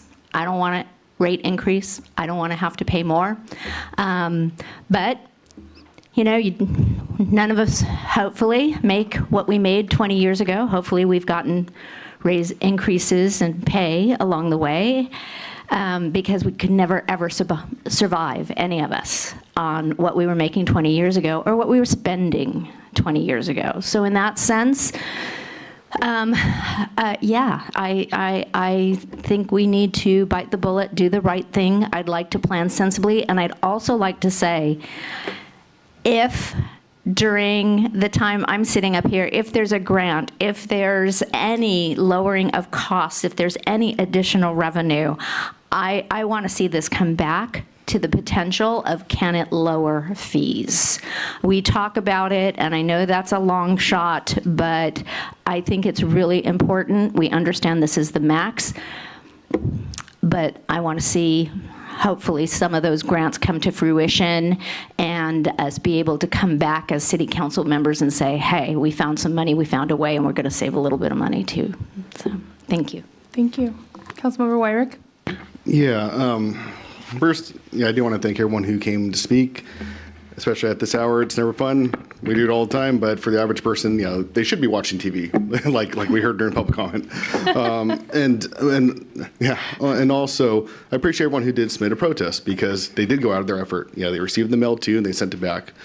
And it's always interesting perspective on this part, because Mayor Pro Tem Robert and I, we experienced the same thing the past couple of years, that we voted against rate increases. We reduced rates, and you know, but those were for very specific things. One thing that we didn't do during that decision on reducing the water rates was reduce the wastewater rate side. And for me, that was very specific to what we're still talking about today, which is these kind of problems aren't going to go away. I mean, 10 years ago, the council could have solved it during this time and not had this on our plate. Here it is.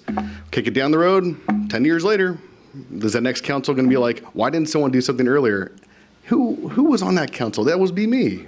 And at a certain point, leadership has to occur. And the thing that Mayor Pro Tem Robert said, that, you know, costs keep going up too, I can't think of, and people always say, we got to act more like a business. What's one business that I go to that has not raised their costs, you know, to the customers in 10 years? Costco hot dog's still $1.50, but it used to be a Polish dog. And things have changed over time, and it's not something that we're able to keep up with. And the older I was thinking about at home, the older anything is it really reliable? And then when the reliability fails, inevitably, isn't someone going to say, why didn't someone do something about it? It's always the question I hear. Why didn't someone, I hear about it in our meetings all the time. Going back years upon years, way before I was on this council, why didn't someone do X, Y, and Z during these years? So why didn't we do something right now? That's why when it came to the readjustment of the agenda items, I wanted to deal with the budget because yes, I wanted to deal with that wastewater loan right away. I didn't want to go into this item with that unresolved. And we did resolve something that, yes, past councils didn't resolve. So that's one part that I think is important is that these different pieces we take action on now. We don't wait for someone else to take the hit and take the problem. And I'm there with Councilmember Corey Driscoll that when opportunities do come up, I'm fine. I'm fine with reducing rates. That's what happened last year. And for the community development block grant, that issue that happened in 2024, I think this is a little touchy issue for me because there was 2 meetings where this really came up. At the City Council regular meeting on Monday, February 13th, on item 5, potential program/projects for inclusion in the 2023 State Community Development Block Grant CDBG application. And then on the City Council regular meeting, Monday, June 24th, 2024, item 14, potential programs/projects for inclusion in the 2024 State Community Development Block Grant application. Now, why this is a little sensitive for me is during those items, and you can literally go, anyone who's watching this, go on to slo-span.org/meetings/capital B and capital G, capital B, capital CC, Grove Beach City Council is the short part, and look for those 2 different meetings. For the one on February 13th, it starts at around minute 32 and ends around minute 51. And then for the one on June 24th, it starts around 55 and ends around 2:05. Now, those went on long because I brought up this exact issue on doing the wastewater side. There's a problem that occurred. So during that February 13th one, basically we're too close to the end to do a new application on this one. So, okay, that's how the park happened. But the council did agree at the next one, we're going to talk about possibly wastewater one. So that's where the June 24th came up. Now, if you look at the public comment, though, on that meeting for June 24th, which starts around 1 hour and 18 minutes and ends around 1 hour and 27 minutes, there was no public comment in support of this. I was the only one who even talked about continuing doing it. And part of the reason why the rest of the council didn't go from it is there was a $700,000 potential gap that was going to be there. So for our community, if we want to have shared responsibility, shared leadership of our community, when actual opportunities come up and people want to see that happen, they got to stand up for it at the time. And it's really disheartening to hear it keep on getting brought up when I'm like, yeah, people were at that meeting. People at this meeting were at that meeting and did not speak in favor of it. So that's one of the areas that when and strange enough, at that meeting too, once again, the council agreed the next application is going to be for this. So if we could do it, let's do it. And yes, if we're able to address projects to then further reduce rates, that'd be great too. But when opportunities do come before us, people got to stand for something at a time. And that was the exact perfect time to stand up for something. Because if the council did that action, no one would be complaining about it at that time. So that's one area that when we're sharing this community, we got to share responsibility too. So that's why every time that issue comes up, and even again, the final part came up on our regular meeting on Monday, August 26th, and there was no comments again. So it's an area that I'm fully supportive of finding other ways to fund these things, to get ahead of it, to reduce rates, to do other parts. But we need the community to be backing up these kind of things too. It just can't be, one council member going, hey, here's an idea. Everyone says, we don't care. And then when it becomes a problem, why didn't you do that? Once again, why didn't someone do this before? And there was that opportunity before. So I'm really, if people want to act in good faith, we got to act together in good faith. So that's why this issue, every time it comes up, I'm literally remembering those meetings. And I'm, like I said, and that's why I said, when you watch them, you can literally see there wasn't public comment in support of it. So it wasn't a priority for people in our community at that time. And then when it comes to the DIFs, the development impact fees, when we went through the process of increasing them, yes, there is a legal amount we can raise them. We can't just blow them through the roof just because. That was made very clear during the staff presentations. It was made very clear during the actual decision too. And so obviously, the council was fine with increasing all those as well. So I think doing all the different pieces we can to address it beyond just looking at the rate increases, we're working on. I think we got a council who's willing to continue to do those things right now from everything that I've seen this year. But once again, the basis is when you look at the slide with all the projects, when you look at the actual number being done, their loan repayment doesn't cover that huge amount. By the end of the day, it doesn't cover that huge amount. Our rates currently are insufficient, and I don't want to see a point where it's like, let's kick it down the road another mile, give it to another council for 10 years from now to deal with, and then they do what Mayor Pro Tem Roberts says. They're like, oh, we need to raise rates, and it's going to be way more, because anyone in poverty right now, who's struggling with it, they need to be on our community assistance program. And I'm fine with raising the general fund to cover more of that too, if we have more people on there. And I'm perfectly fine if that's what it takes, because people in poverty are the people I'm always worried about. And for me, I have to pay this stuff too. I don't travel internationally. I don't go on cruises. Most people don't. And for those who we need to take care of the most, let's take care of them. But if all this falls apart and it's going to cost them more, what service are we doing them then? We're not. We know it. And by the end of the day, 50-year-old infrastructure, 60-year-old infrastructure, kicking another 10 years, 70-year-old infrastructure, how reliable and how confident would anyone feel knowing that that's what's underneath them? I don't. Reliability and solving this problem before it becomes a problem is what we should be doing for almost everything on this dais. And that's why I always think it's a big part about being a city council member. It's like, how do we solve things so it doesn't become the problem that someone's going to experience later? How do we do that prevention side? This is one of the easiest ways to do it. And yeah, I'm fine with doing it because it just needs to be done for the people who are currently here. And when it's brought up that, well, there's all these other units coming on board, well, so that means they're coming on board though. It's not a theoretical. So it still needs to be done even under that argument, because if it's going to cause a problem, then it's going to cause that problem. So it's either way, these are things that don't seem to be optional unless we just want to pass the buck on to someone else and have it cost them more. So I'd rather prove these at the lower part we can too, while doing all the other pieces to see if we don't have to keep them that high either. And if opportunities do come up to lower them, I'm perfectly on board with that. So I'm fine with moving it forward at this point, as it is too. And yes, we don't have to raise them all the time too. Yeah, it is up to the council leadership if we want to do other different actions, but at least we have a plan to address these things. And I think that's the important part too, is we got a plan to move on. And I don't want to be that person 10 years from now going, why didn't that city council do it 10 years ago? That as a resident, that's not much, that's not a lot of confidence in what I'm doing today. So there's my take on it. As long-winded as it is, and I usually am.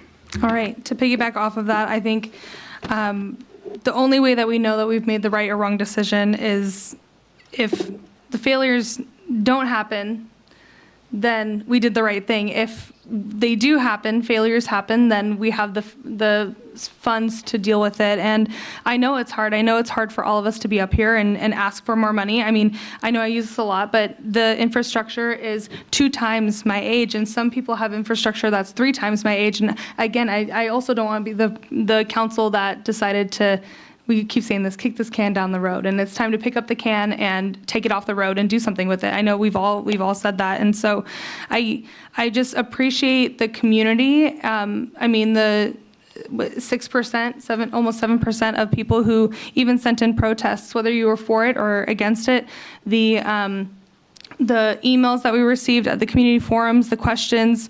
I'm just proud of our city for being involved in all of this. I can't compare what G24 repealed because CCB is not a component in this, and I'm comfortable moving forward with this because we have, and I ask it every time. I ask Mr. Ray, if we had 0 development, would we still be having this conversation right now? And the answer was yes, and I really support that as well. So I know it's hard to ask for it, but other than that, yeah, that's all. Like everybody said exactly what I'm thinking too. So I'm ready for someone to make a motion.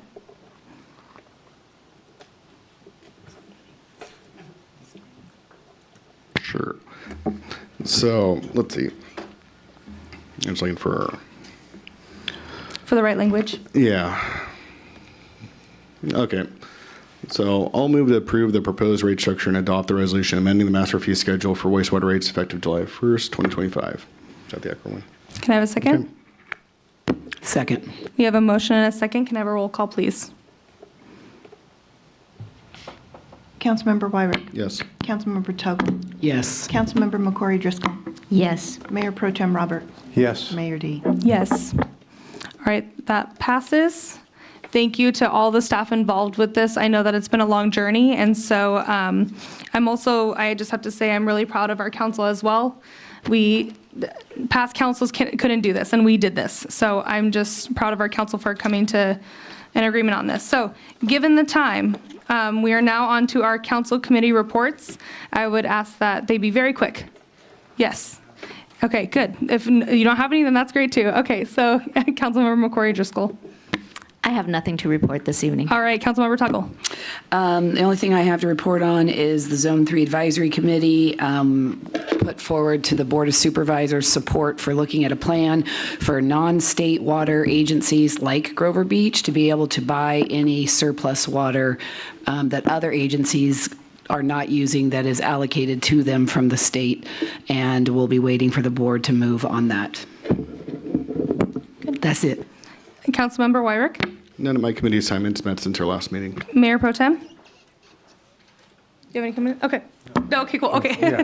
I had 2 meetings. Three meetings. SLOCOG RTA, which is the Regional Transit Authority, and South Sanitation District.